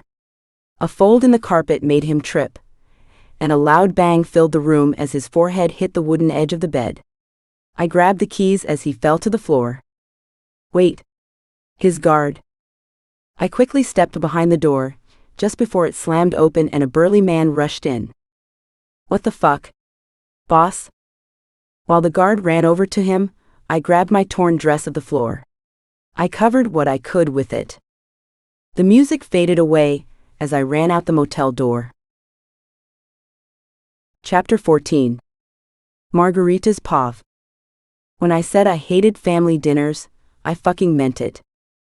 The old pool radio hummed Mama's Favorite, a single written by the one and only Julie Lavard, the Italian Sarah Vaughan of her childhood. With ice-cold glasses of Negronis and a nice chill breeze blowing across the patio, the clouds shading sketched a dark shadow over white plates filled with barely touched food. Purple asters and white roses made their trek through bushes lining the yard, still not enough to keep the tense smile off Mama's face. The table of 15 carried hushed chatter, most of it being swept up by the wind. Leo and Luciano sat next to Uncle Marcello and his sons, Matteo and Lor Luciano. Papa's seat at the end radiated with tension, and I felt his gaze hit me and my untouched food every 5 seconds. Of course, Nezhad and Alex sat in front of my brothers, looking like they had much better things to do than sit outside on a nice fall day and eat homemade Italian food. Bianca nudged me. At least act like you're enjoying this. I glanced at her plate to see it also full, but with everything poked around like she was a picky toddler. I scoffed a little too loud, and a heavy gaze hit me from down the table. I didn't need to look up to realize it was Nezhad. Him and his cold expression made the silence on the women's side of the table somehow more rigid, or maybe it was his looks.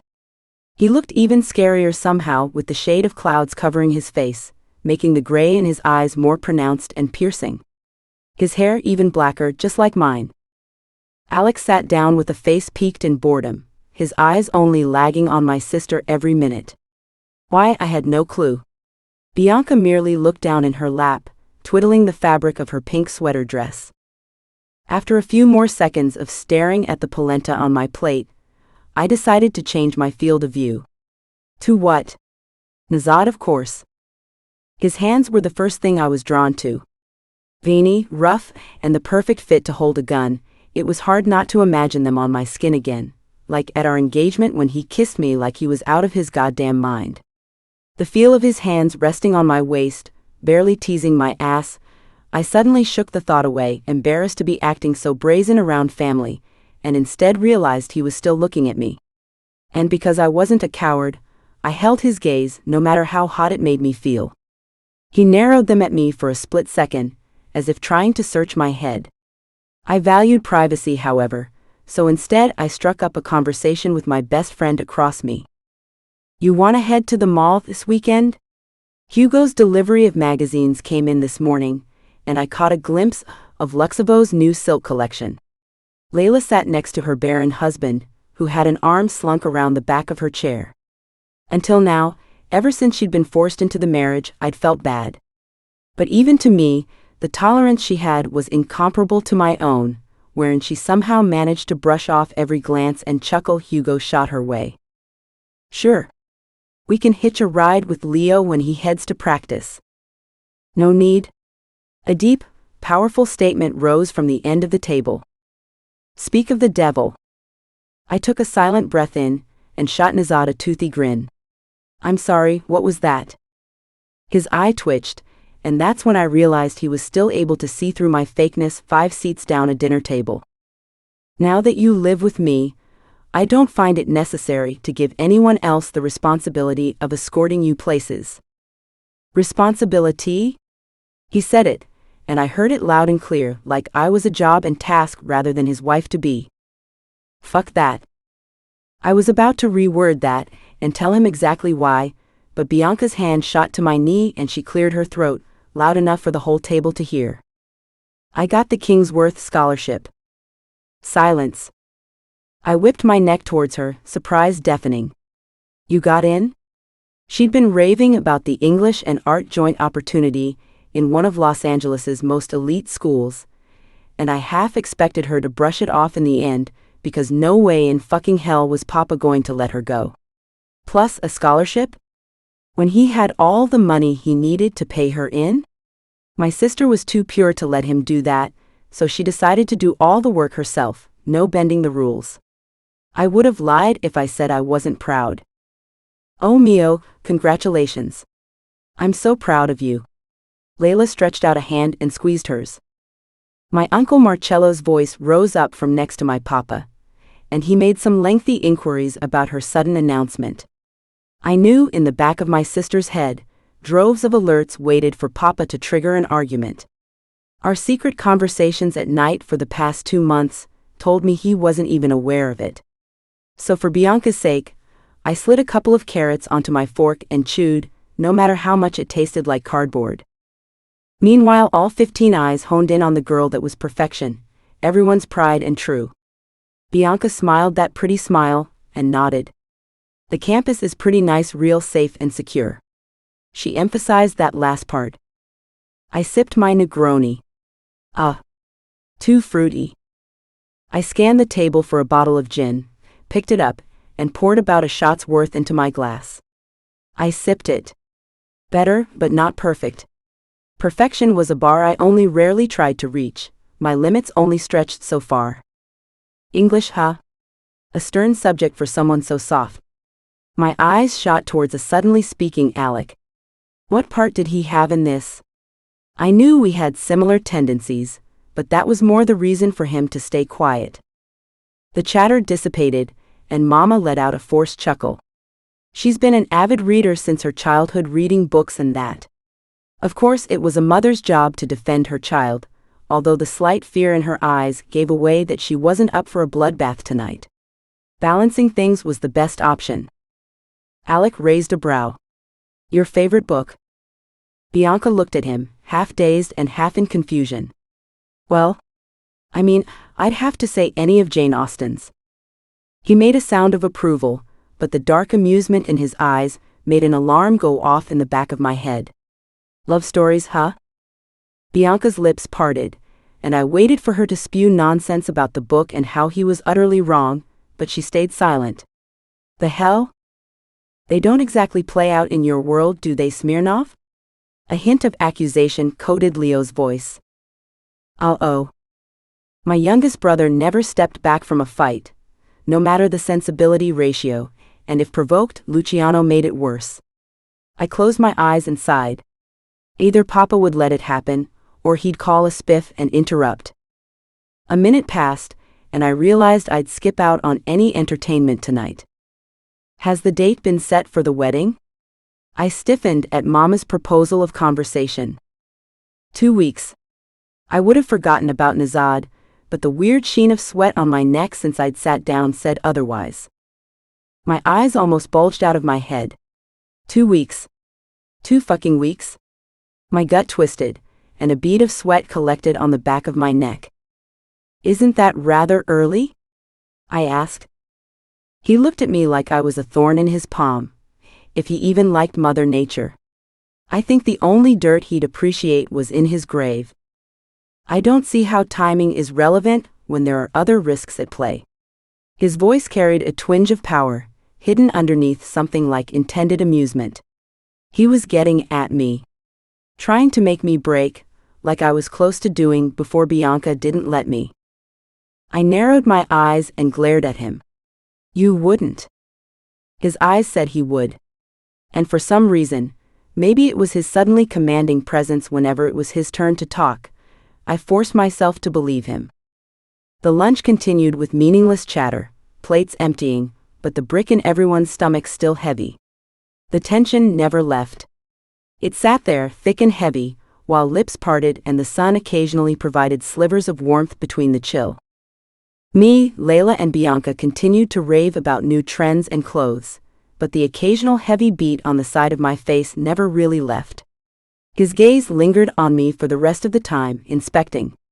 I hated that about him, that he could stare and peer into me while I sat there helpless. Layla left early, something about Hugo needing to take his meds that she rolled her eyes explaining, and Bianca had gone to the bathroom.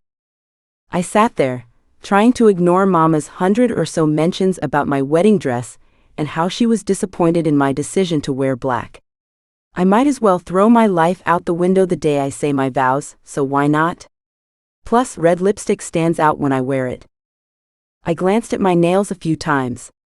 Tried to make a flower out of the pastel blue napkin. Debated whether I should try to drink the rest of my Negroni like a shot, but fell out of that one because I'd look stupid. I'd done enough stupid in front of Nezhad. Nezhad's Pav. For the past 30 minutes I'd been watching Margherita. She'd invented nearly 6 new activities to do during a family lunch. Of course, that may as well be the result of an extra shot of gin she hadn't thought twice before pouring. Or maybe it was her empty ring finger that made her forget what her purpose was here. The first thing I noticed when I arrived was that she'd chosen not to wear the engagement ring. I didn't find it disrespectful. I found it amusing how she did it to prove to me how worthless this marriage was.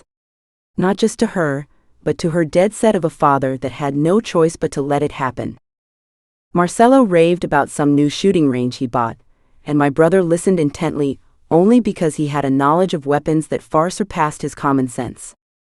Then he pulled out a Zippo lighter and a pack of Javas from his pocket. The wind blew, eyes shifted, and I ran the back of my hand over my mouth to hide my amusement. I would tell him he was an idiot for doing that, because he was. Who knew if Andre held the same control he had towards me with him? Margherita stared at me like she'd grabbed the butter knife on the left of her plate and slit my throat.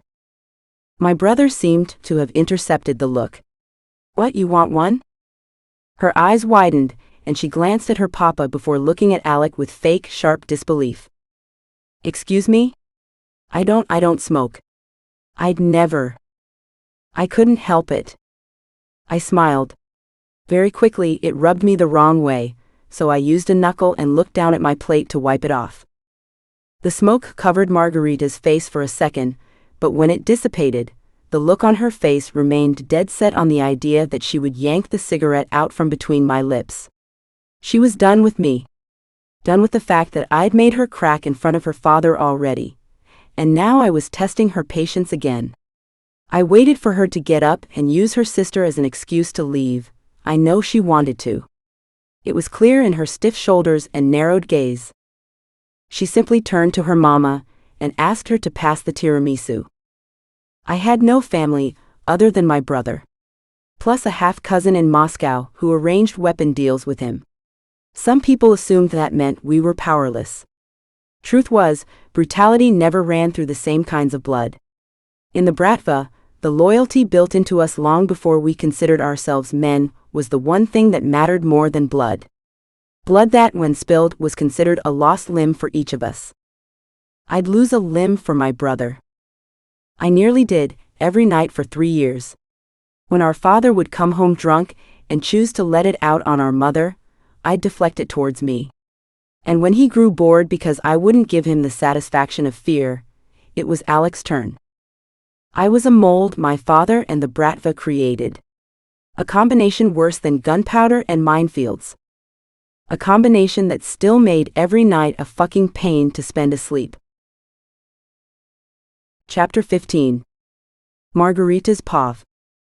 I was supposedly great at noticing the small things. The modern paintings of black and white lodged up against the hall outside my room. Not 1 ounce of meaning in them, unless you counted the dust around their borders. His locked bedroom door. How fucking cold it was in this house. Sometimes I opted to wear a robe, and even that wasn't enough to disregard the one thing I hadn't noticed. There were no heaters. Anywhere. Did the man freeze to death when New York had its annual share of snow? It was like my superpower for reading people seemed to dissipate into thin air the moment his face came into view. The only thing I felt when he was in proximity, which wasn't often, was a clenched sort of patience, entitlement, and a tingly feeling in my lower stomach. I found myself thinking about that last one the most. I'd rather his presence be ghosted rather than his gaze. Because his eyes made me feel things I didn't want to admit. They casted images in my head that were filthy, dirty, and a disgrace to humanity. It was wrong. So wrong. Sometimes at night I'd even catch myself slip and say, well, fuck it, because he's gonna be my husband in 2 weeks. But people in the Cosa Nostra get married every week, and they don't seem attracted to each other after a millennia. God, was I really this easy?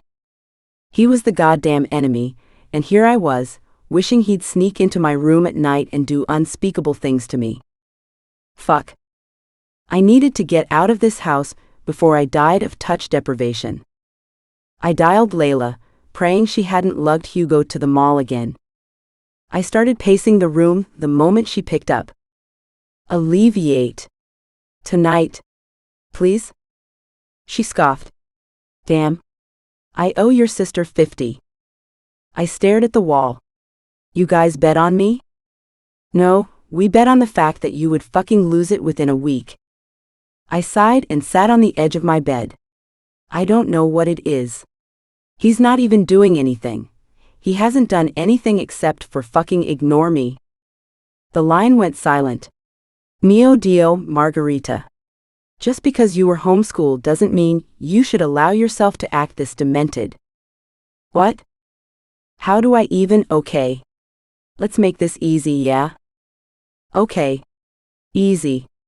Easy is nice. I sat back down on the edge of my bed. He wants to fuck you. My amusement faded away within the next second. I pretended she was standing in front of me. He wants to fuck me? Real bad. I'm talking all night, no strings attached bad. Like the borderline predatory kind. The kind that'll leave you paralyzed from the bottom half. I suddenly wondered if his personality was weaved through sex. Was he rough like his voice? Demanding like his aura? It stunned me that I could picture it so perfectly.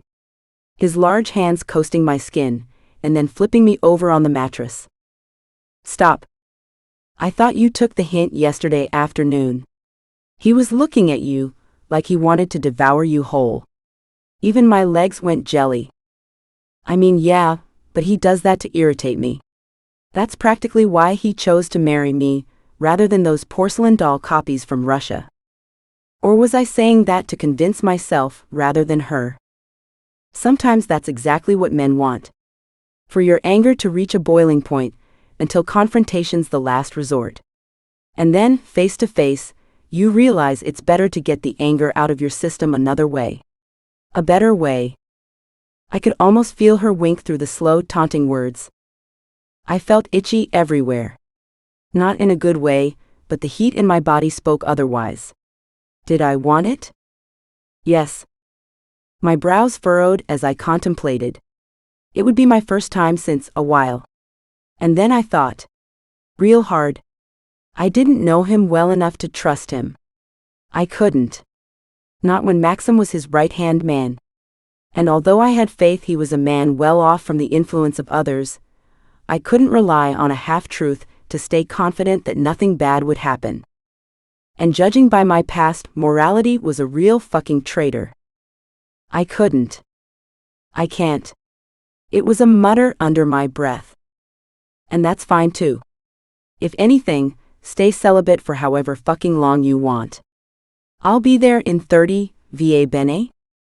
My best friend knew me well enough to see me nod my head. My phone buzzed with her text exactly 30 minutes later, and I quickly pat some setting powder on the side of my neck. The divot of the scar was still there, but the ugly colored skin wasn't. My eyes lodged onto the corner of the dresser, where amidst everything else, my engagement ring lay. I stared at it for a good 3 minutes. Men didn't stop because of a ring. Pre-Maksim, I always made sure to investigate before inviting myself to a man or woman.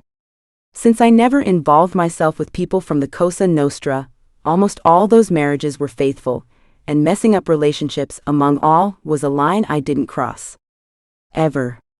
Also, it would be a bloody mess. The diamond shone under the light. It could, however, give me some protection. The gem was big, and that would be enough to shoo any leeways or creeps off. I took the few steps there, picked it up, and slipped it onto my ring finger, vowing I wouldn't look at it all night. And if I did end up fornicating, I could just drop it into my purse and seal it tight. I checked to make sure my gun. Fuck. Where was my gun? I scrambled to open drawers and my closet, but I already knew it wasn't here. I hadn't even packed it. Shit. I never left the house alone without my gun.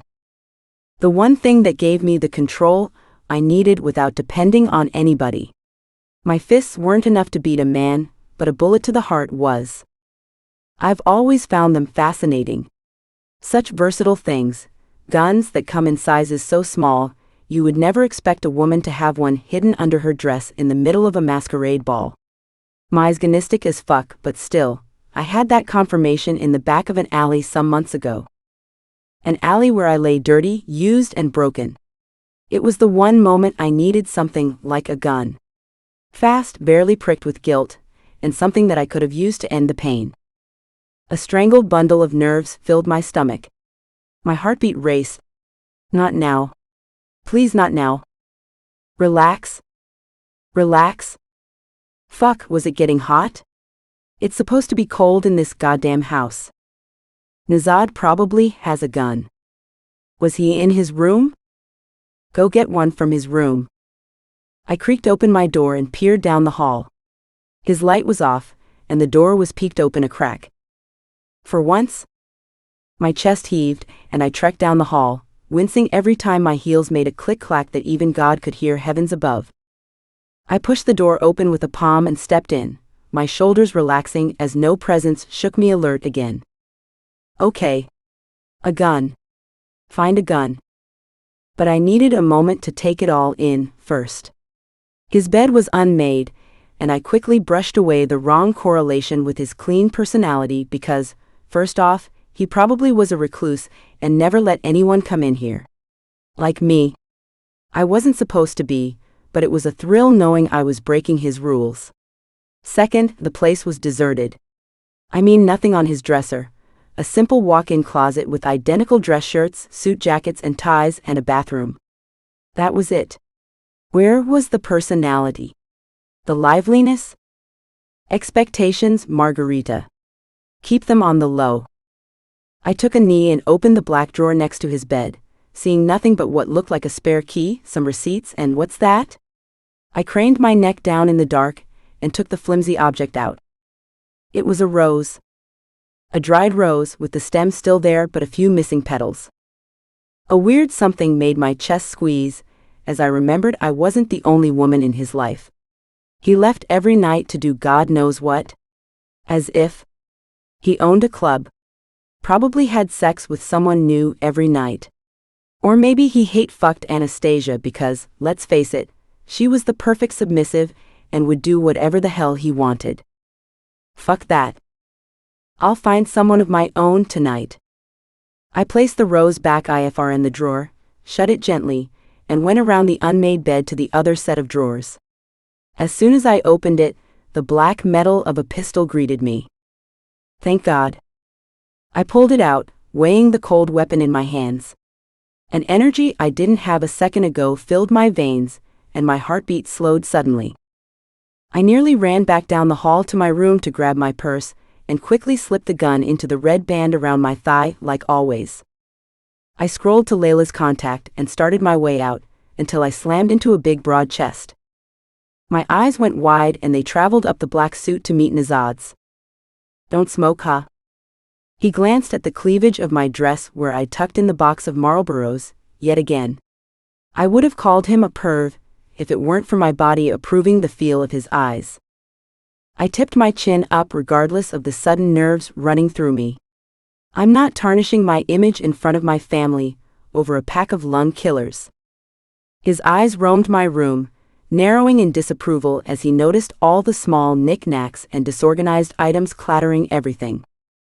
I was about to come up with an excuse, but stopped because he was looking somewhere else now. My neck.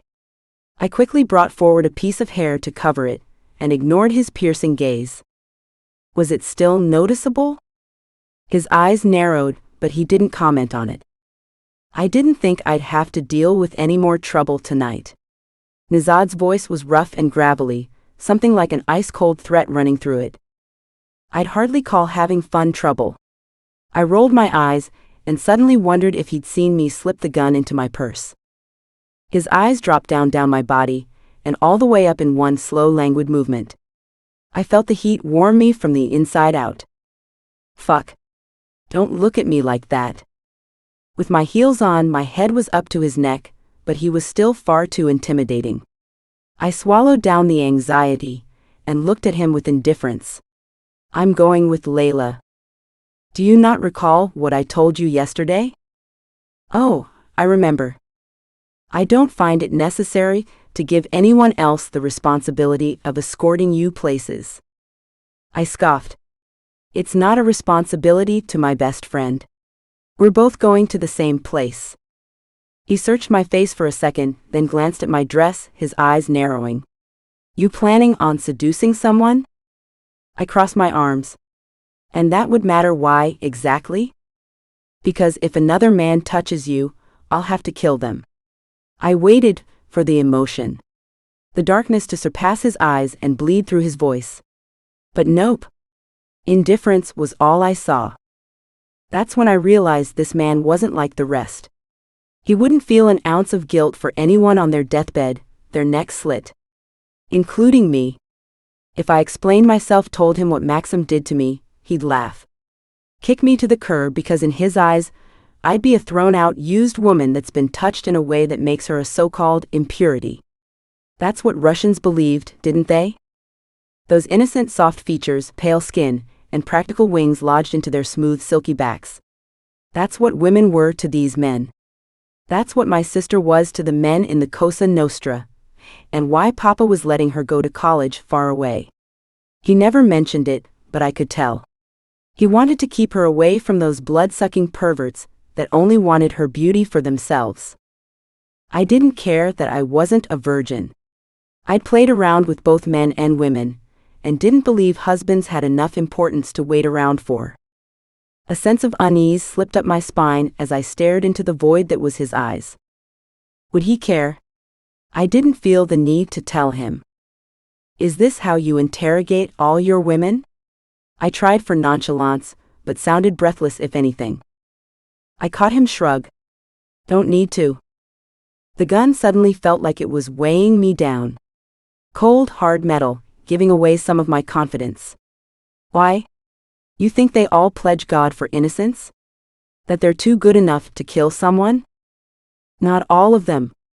He looked down at me with a look that had me panicking for a second. Like he knew all the sins I'd committed and was flipping through every goddamn page. My phone buzzed, and I looked down at another text from Layla. Sorry to interrupt this one-on-one, but gotta go. His hands were in his pockets, and he was looking down at me like I was part of a show put on the carnival that happened in Central Park every year. You're coming back in 2 hours. What? My jaw nearly dropped. 2 fucking hours? What was this, a game show? It took nearly 20 minutes to get into the main city at all. Either you do, or you don't go at all. I reared back. You are being incredibly. Okay, don't. I'll bring you back myself. Silence. Indifference shadowed his face like always. But also a certain thrill. He was setting me up for a challenge. Seeing if I'd take it and win. Me plus a challenge? Fuck if I wouldn't take it and show him exactly what I was capable of. The power I had. With a clenched jaw and mindscape of what the fuck do you think you're doing, I barely muttered out, fine. I brushed past him, but he grabbed my wrist and stopped me. My hand singed where he held me, and it suddenly felt like all of his body heat was swarming around me. I was drowning in him. I felt the tightness in his grip, the constraint, and then the same fleeting darkness in his eyes that only emerged once every time he was too close. His eyes flickered down to my exposed chest, the black Van Cleef glimmering, and a slightest hint of a sneer on his lips. I pressed my lips together to keep from letting out a shaky breath. Put on a goddamn jacket before you leave. And then he was gone. I was still in some sort of a daze by the time I got to the car. What type of revenge fanatic did you dress up as? I slammed the car door shut and slumped into the seat. A few seconds ticked, and I turned to look at Layla. You mean my alter ego? I looked out the window as she rolled through the 2 iron gates and out onto the driveway. Tricks doesn't sound too bad, does it? Bold, bright, and dare I say sexy. She gave me a concerned side glance. Let's not lie to ourselves. You think a man moaning tricks is sexy? I shrugged. Men moaning in general is sexy.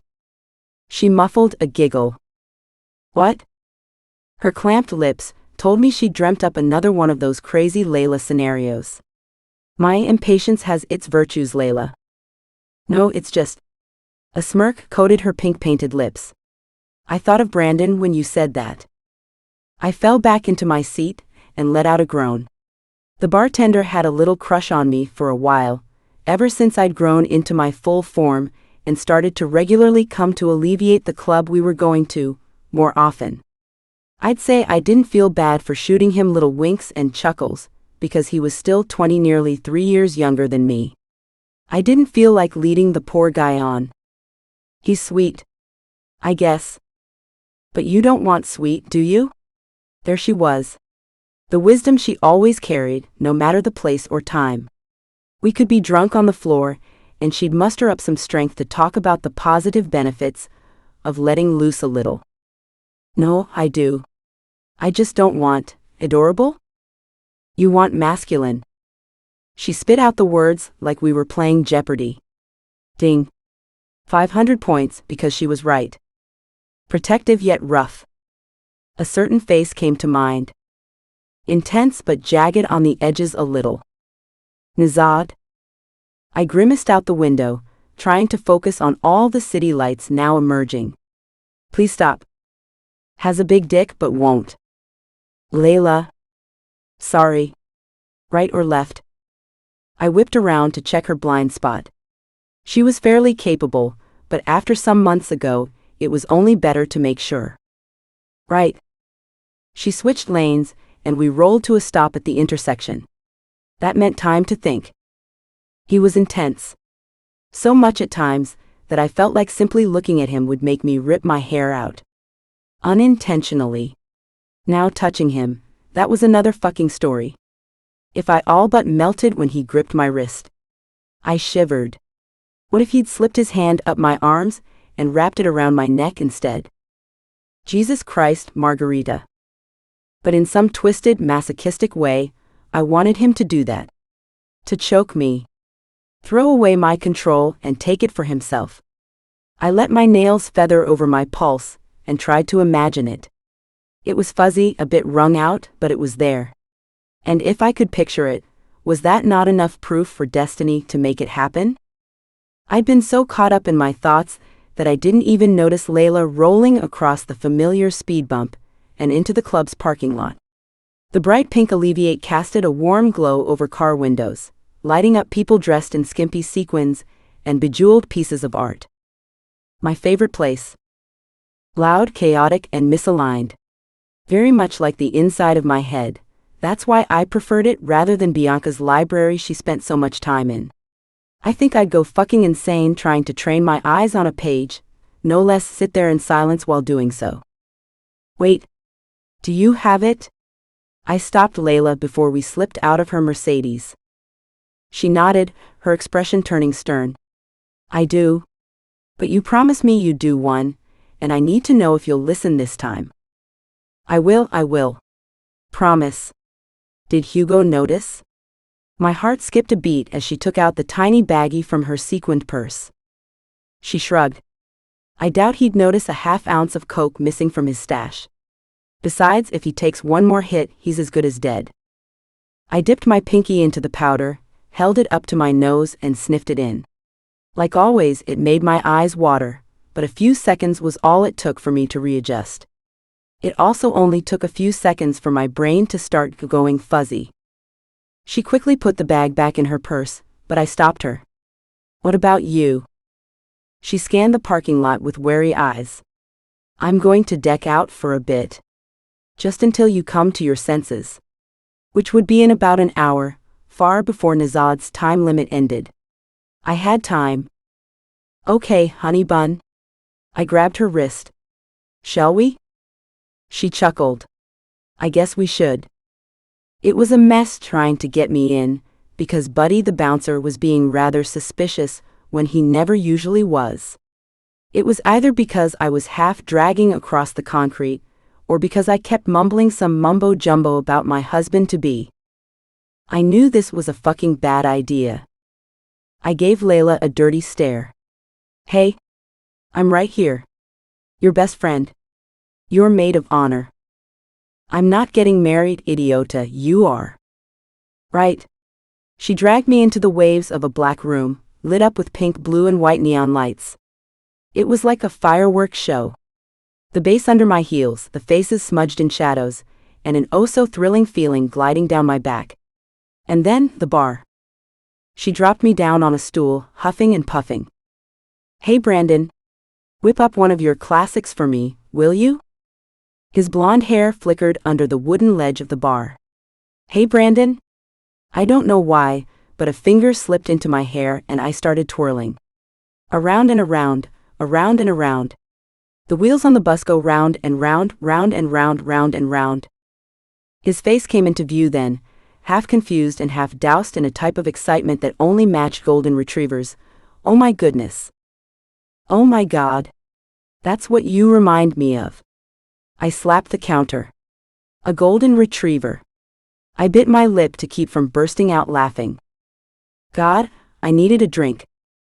Fetch me a dilly-dally of vodka brandy. That's Nezhad's favorite. I stretched my arms out. Was it snuggly in here? If I lay on this stool, I think I'd fall asleep. Nezhad? Who's that? And then, I don't know if it was the fuzziness in my head or if that was affecting my sight, but I swear I saw his smile drop the moment it landed on my hand. The ring. I slipped my hand off the counter. Oh, it's nobody important. He's just, well, pretty mean. A little selfish. Annoying. Hot. Has a nice bod. Fucking rude. I shrugged. I hate him. He looked at the spot where my hand lay a second ago. You're getting married, huh? I scoffed. Barely. It's more of a business arrangement, if anything.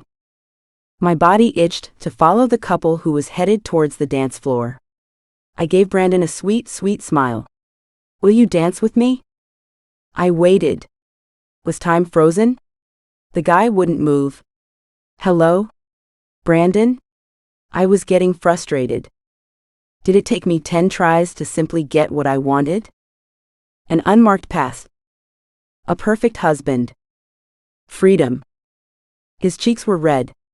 Layla let out a chuckle. Margherita. It's Trix. I cut her off with a hand. I'm Trix. Nice to meet you. I lay out the hand, not the one with the ring, for Brandon to shake. He was still frozen. But he was still red. Was that normal? A sign of suffocation, I think, no? And then he looked at me, properly looked at me, bare skin and all. I'm taking 5. You girls go have fun, yeah? I slumped into my stool. You're leaving so soon? He threw a bar towel behind his shoulder and pushed a hand through the tuft of blonde hair. His green eyes seemed to glow in the darkness as they ran down my face. He grinned. You're high, Trix. I was too busy staring at his dimples. His smile was so infectious, I felt a heavenly hymn float up from my ears. Or maybe it was the coke. I don't know. Ah. You remembered. I remember a lot of things. His eyes lingered on my hair. You dyed it darker, didn't you? My lips parted in a gasp. Shush. You're not supposed to know that. My hair is naturally black. I put half-assed quotations around the word, but my nails ended up making it look like dinosaur claws. A gummy smile slipped onto my face and stayed there for a while as I slumped around and searched for, what was it? What was I looking for? Whatever. So, I had to ask. Who is he? I gave him a blank look. Who is who? Your fiancé, dipshit. I scowled at Layla's tone. Okay, mean. Anyways, his name's Nezhad. I found myself leaning my chin against a hand. He's not that tall, pretty, finicky. I'm asking about this Nezhad guy, Trix. Not you. I reeled back with a hand over my heart. You think I'm pretty? He grabbed the towel and started wiping the counters, not meeting my eye. Nah. I think you're prettier than pretty. I leaned close, enough to make him stop what he was doing and look me directly in the eye. I think you're handsomer than handsome. My hair was falling into my face. Margherita? What the fuck are you doing here? Oh shit. With the maximum speed of a sloth, I turned my neck halfway. Luciano stood there, his narrowed eyes traveling between me and Brandon, who stood frozen in place. Again. He had to get that checked out. A tense air slipped through my weary cracks and I cleared my throat. Conversing with a fellow friend? He doesn't look like a fucking friend. I suddenly felt bad for poor Brandon. My brother looked at him in a way that only told me to run, much less him. I pointed a finger at Layla. Her fault. She was trying to play matchmaker. I put both hands up in surrender. I didn't want to play, but she forced me to. Luciano switched his eyes to Layla, whose drink was half empty on the counter. I waited for the same frustration, the same indifference he held towards Brandon, or maybe the stern protectiveness he had with me, but it wasn't there. Instead, his eyes fell down her body, lingering far too long on places other than her face. I knew my brother. He had a maximum of 5 expressions in his Homo sapien library, and that was not one of them. His eyes went back up to her face, sharpened a little with something like remorse. And then he said something to Brandon. I didn't hear because I was too busy rubbing my eyes to make sure I saw it right. Layla's chest rising faster than a minute ago was enough proof. Okay, what the hell? Surely the hallucinations caused by crack weren't this aggressive. I turned to look for Brandon, but he was gone. Oh no. Did Luciano make him cry? It's happened before. Maybe not verbally, but physically, hell yes. I've seen my brother do things I wish I never saw. Things that consist of many warnings I don't seem to get before I enter the communal warehouse. What? If racks of free Cabernet were sitting anywhere, I sure as fuck would be grabbing one whenever I could. Where's Nezhad? Me and Layla shared a nervous glance. At home, I said, but regretted it as soon as Luciano's jaw ticked. Shit. He was mad. The guards? My head pounded as the music suddenly felt too loud. Was it the drugs? He didn't send any with us. Layla answered. The fuck? You both are here alone? I don't see the problem. We're fine and... It took me a minute to pull up my dress and show him the gun. You know I can use it. He yanked it off me and aimed at the bar counter. Wait. No sound. It's unloaded. The son of a bitch gave you an unloaded gun, and you didn't notice? I took in a deep breath. He didn't exactly. Luciano's eyes sharpened. Give it to me. I took it. But it's fine. It's not fucking fine. I'm taking you back before some bastardo notices you're from the family and tries to make a hit. Come on. I stayed sitting. He gave me a warning look, then passed it on to the twin beside me. Layla. Go home. My brother's voice ran even deeper than the bass of the music. She gave him a firm look. I drove her here. Go. Home. Something sparked and fizzled as they stared at each other, suddenly making me feel like I was interrupting something very private. I hobbled off the stool. It's okay. I'll see you tomorrow, yeah? My tap on the shoulder made her pull out of the eye match with my brother. My balance wavered a bit, but I gripped Luciano's shoulder and he had to slouch low for me to stand up straight. I could see the irritancy on his face, but why was he here in the first place? My brother hadn't touched a club's entrance in years. All three of us headed out, and Luciano waited for Layla to hop in and leave before he dragged me to his and all but shoved me into the passenger seat. Geez. You just can't be gentle, can you? I rubbed my arm. He turned the ignition. It would have been worse if someone else caught you speaking that bullshit rather than me. His hard stare hit the side of my face. This seat was surprisingly comfy. Okay, well, if you put an attractive person in front of me, you can't expect me to not comment on it. I shrugged, putting my feet on the dashboard and reclining the seat. You're getting married in 2 fucking weeks, Margherita. You can't be playing around. Russians don't do that shit. Guess what? Russians also do not care. I crossed my arms over my chest and closed my eyes. If not you, he does care about that little boy serving drinks. The moment one of his men sees you getting too comfortable, you're gonna be his punching bag. And so help me, you know how shit will blow up if Papa finds that out. I nodded behind closed eyes. Gotcha. No pickup lines on strangers anymore. I knew the next minute of silence was actually him deciding on whether he should make me walk home or not. But my big OL brother wouldn't do that. He's too. Luciano. Get your feet off the dash. It was too much work, so I pretended I was asleep instead. Margherita. This time I listened. He pulled out of the parking lot, and this time I actually did feel myself dipping, but not into a nice sleep. It was a weird daze that made sweat bead at my forehead and my head pound. Fuck. Maybe I should have listened when Layla said no to stealing Hugo's Coke. I woke up to a cold sweat on my forehead, teeth chattering, and a headache so bad I couldn't open my eyes. My head was slapped against the seat, while wind blew into the right side of my face. I gathered that the door was open. An unloaded gun doesn't do shit when there's men out there who have money compounded just to slit her neck. Luciano? She's smart enough to steal my gun, and you don't think she can fucking handle herself?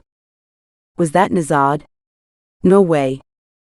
He's supposed to speak in monotone. She's a woman. No man is trusted around her. I felt the frustration pound through Luciano's voice. He wouldn't pull out his pistol, would he? That would ruin things for good. I debated on whether I should wake up. I wanted to, but my body said no to that. I couldn't even move. And you're not her goddamn fiancé. I'm not. But I'm her family.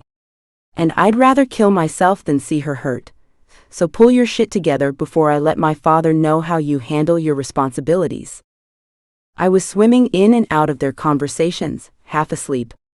Anytime Nezhad's voice cut into my hearing, I tried my best to stay awake. His voice was so powerful, so freakishly intense that I had no choice. Margherita is my fucking responsibility. You don't think I know what she's like? That she could easily end a man's life with a dagger and a couple of words? His responsibility? My mind itched to go against that, to say that I was my own responsibility and that I didn't need anyone. Instead, the flutter in my belly took over. His confidence in the idea that I had that power, it made me feel some type of way. There was silence for a while. I don't know if there was any more talking, but pretty soon I felt my door open farther and then two strong arms lift me up. I think I fell asleep, all body aches considered, but I knew I was being carried into the house. The rumble of a car faded, and house lights poked into my vision. A few dark minutes later, a soft mattress was under me, two hands casting a warm brand against my waist. It felt nice. Comforting. When they left me, everything went cold again. I fell into a deep sleep, much worse than in the car. Chapter 16. Margherita's Pav. I stared at the burnt pancake in the bottom of the sink. Ah fuck. My nose twisted as the stench traveled up my nostrils and smoke filled the kitchen. I'd been on edge the whole time, waiting for the fire alarm to go off, until realizing smoking was a norm in this household, so it must have been disabled. I flipped open the silver tap, and the pan sizzled as hot water spread across it, a few splatters hitting my bare arms in the process. One hit the column of my neck, right on that one spot that gives me shivers. I guess it was good that Nezhad was barely home. That way he wouldn't have to see how much of a dumbass he was tying ties with, and how she had the cooking skills like that of a newborn out of the womb. You know what, scratch that. At least babies knew when to let the tears out. Feeling numb was, in fact, one of my strengths. A shadow crossed my feet. Gospodi, daj mni sil. Lord, give me strength. I looked up at the Russian-speaking figure. It was a woman who looked to be in her early 40s. She had thick black hair tied back into a braided bun, and a very put-together outfit of white trousers and a button-down shirt. In other words, the prime example of what I would be if it weren't for being eluded into a broken marriage I only intended to fulfill for revenge. I stared at her from my spot down on the floor. I'm sorry? A stern eyebrow rose as she scanned me and my flour-dusted pajamas, and I think that's one of the few times in my life I've gone red as Bianca does the moment she spies Maximus Donatello on our home cable. The suspicion in her eyes rocked me to my core, so even without questioning if she could speak English, I opened my mouth. I'm his fiancé. I enunciated each word, making sure she understood. She sighed, glancing into the sink behind me. I'm bilingual, Voron. Sorry? My attention peaked at the name rather than her, I will admit, astounding skill set. Cooking and knowing how to act and speak foreign? Certainly something I wish I could do. She rolled up her sleeves, crossed the few steps to my left, and started working on the pan. Guilt pooled inside of me. Black-haired was a surprise, I'll admit. Especially when he's so keen on the pale ones. I leaned my elbows back on the counter. So you're saying he's fornicated before? If anything, this opportunity was up for grabs. I knew next to nothing about Nezhad other than his preceding reputation, and part of me wished to know what his past was like. What demons he had to exorcise to become so shell-like. She paused, giving me another full-length glance. I saw him come out of his mother's womb. I've seen him do far worse than fornicate. My ears perked. It was known that the Smirnov family had been ripped apart what seemed to be like a millennia ago. That's what gave Nezhad his power. His fame. The fact that after everything, he led him and his brother to an empire worth millions. From what? That was for me to find out. No matter how much of a restricted zone this was. If anything, he'd catch me. And then what? He'd back me up into the wall and demand that I shut the fuck up? Doesn't sound too bad. Especially the backing me up into the wall part. And shutting up, that was easy. That was perfect.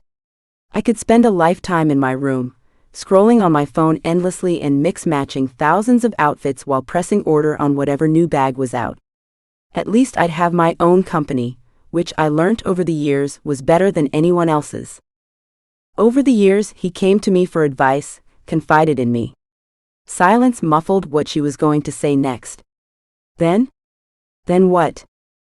The annoying tick behind my eyes crawled away. Had it been that bad? Papa had mentioned myths over family dinners. About Nezhad's parents and how they had the nerve to act out of touch with the Bratva's pecan and were banished out of the clan for good. But if that were to be true, how would Nezhad spin right back and work side by side with the pecan again just years later? I was aware the Bratva didn't take loyalty light. It was almost like every man with a buzz cut I walked past, two more took his place, in the rare possibility that I'd pull out a pistol and shoot the first. Did that same loyalty lie within Nezhad? Not with the men he worked with, but for other people in his life? With me? With a voice sodden in the past, she said, her nobility far surpassed the way she left. With a glance at my confused expression, she clicked her tongue, and the irritation slipped back in with a slight scowl, quoting her sudden switch in moods. Next time you cook, don't. She turned on the tap and started washing away all the burnt bits she'd scrubbed off with the ball of steel wool. If anything, I find it glamorous to be able to eat without cooking. Also, I don't recall hearing your name. If anything, I felt like I'd have it ingrained into my brain by my next nail appointment, which was in a week. This woman may not be hot-headed, but she sure as hell had attainability for handing out orders. She flicked the water off her fingers, after scrubbing down all four glimmering interior walls of the sink. Polina. The L sound accentuated her Russian decent, something that was more easily identified upon seeing her sharp cheekbones and slightly sunken eyes. She reminded me of Elsa Van Helsing from Another Mother. Nice to meet you, Polina. I plastered on my brightest smile. I wasn't one for first impressions, not until now. Time was cutting close, and if I was using this opportunity to slit Maksim's throat, I'd need people by my side firsthand. Polina, well, she could be one of my best soldiers. She stared at my outstretched hand for a second. Then, without wiping her hand, she shook it. The smell of a very familiar lemon dish soap sunk into my skin. It was the same one from home, that filtered the kitchen at every family dinner when Agatha was perched over the granite counter and scrubbing the risotto stuck at the bottom of the pots. Mama would tell her to rest, to go take a break, but her loyalty and rigidness spoke for her instead. Like Polina. She gestured to the hallway that led out the kitchen. Dinner will be ready in an hour. Rest. I rose a brow. Rest?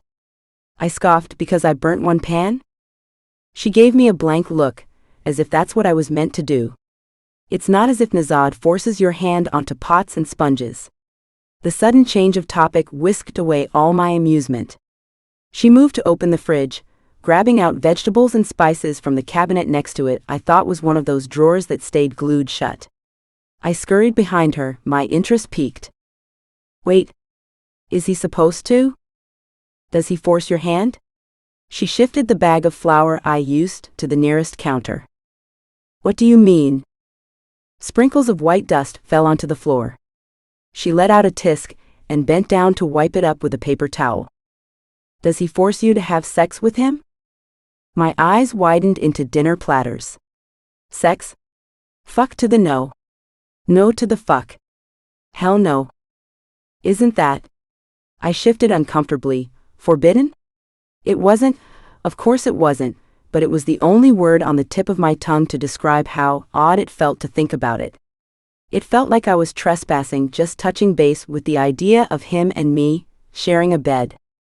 She got up and let out an amused huff, throwing the paper towel away. For Nezhad, nothing's forbidden. If that meant what I think it meant, it was a good thing I hadn't slept with the man yet. He might hate a lot of stuff, but there had to be something out there he was fond of. And bedroom-wise, knowing the experience he had, especially the expert movement of his hands and lips, there's no fucking way that man preferred sex vanilla. A blush tinged the tops of my cheeks, as I remembered the way I crumbled just by trying to handle the eye contact during the little show we put on for Mika. Dark, secretive, and Polina was right, forbidden. Imagining that above me, while his hands roamed further down. Bože moi, close your mouth before you accidentally call him in from work. The pecan won't let either of you live. I cleared my throat, and my feet suddenly remembered where I was standing. My chest sucked in a deep breath.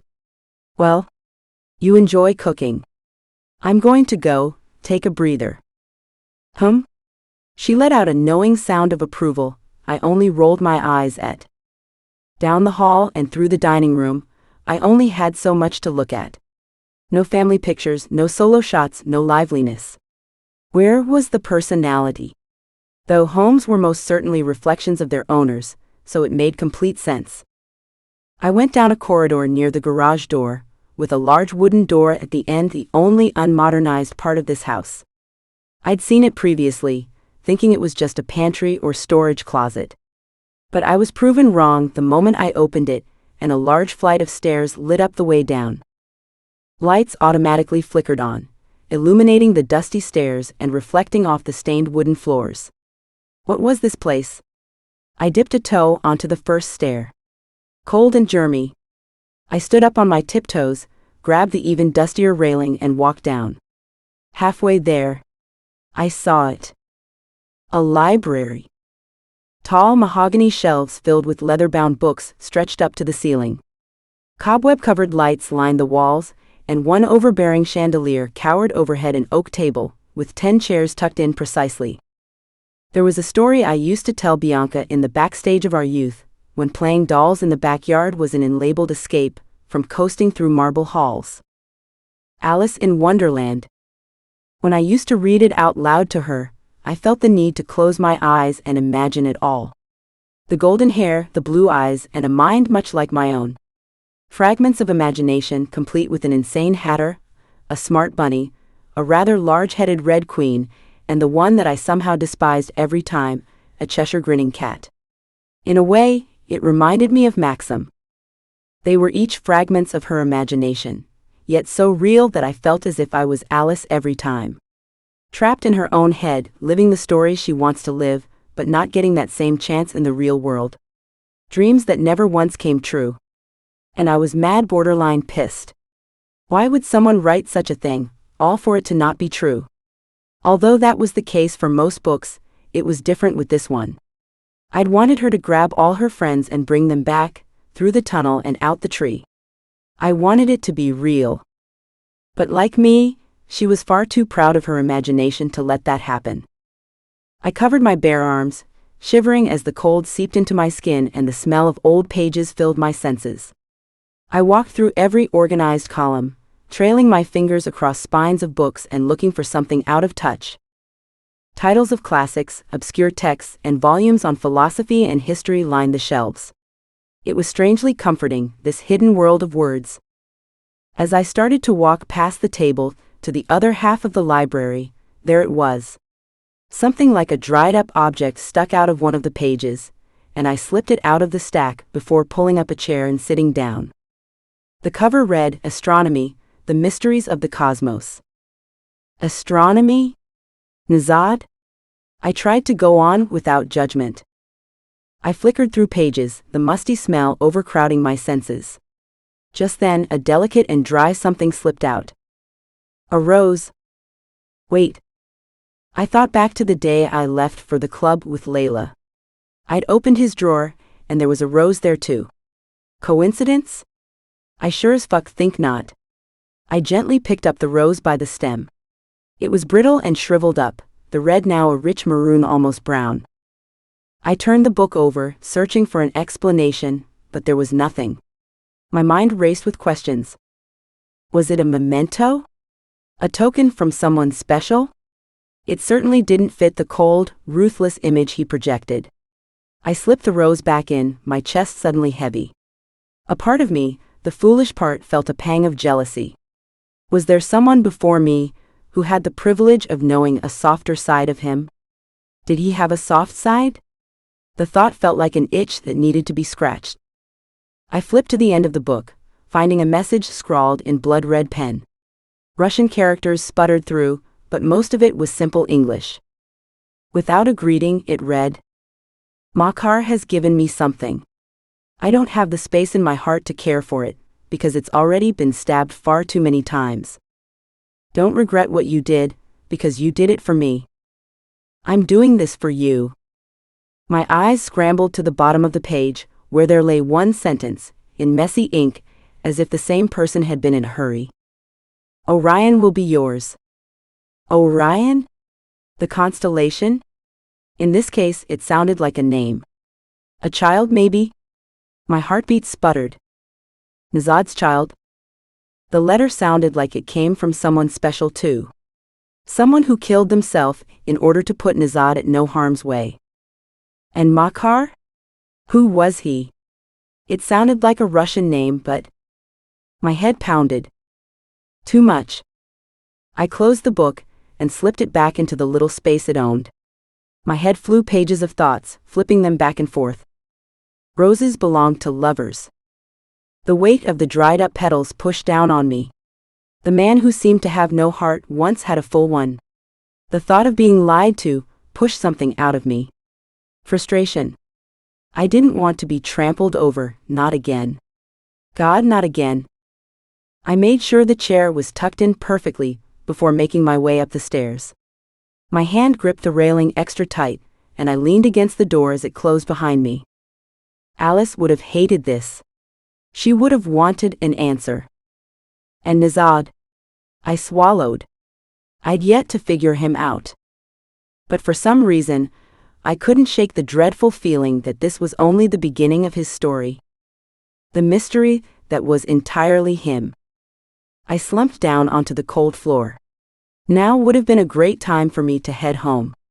My brain flickered. Oh, right. This was home. To be continued. Next book, The Scars We Survive. Margherita. Nezhad already possesses my body. Now he wants the truth buried inside it.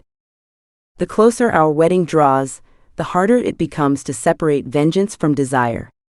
His bed has become the only place my memories cannot reach me. His touch feels like protection, possession, and sin tangled together.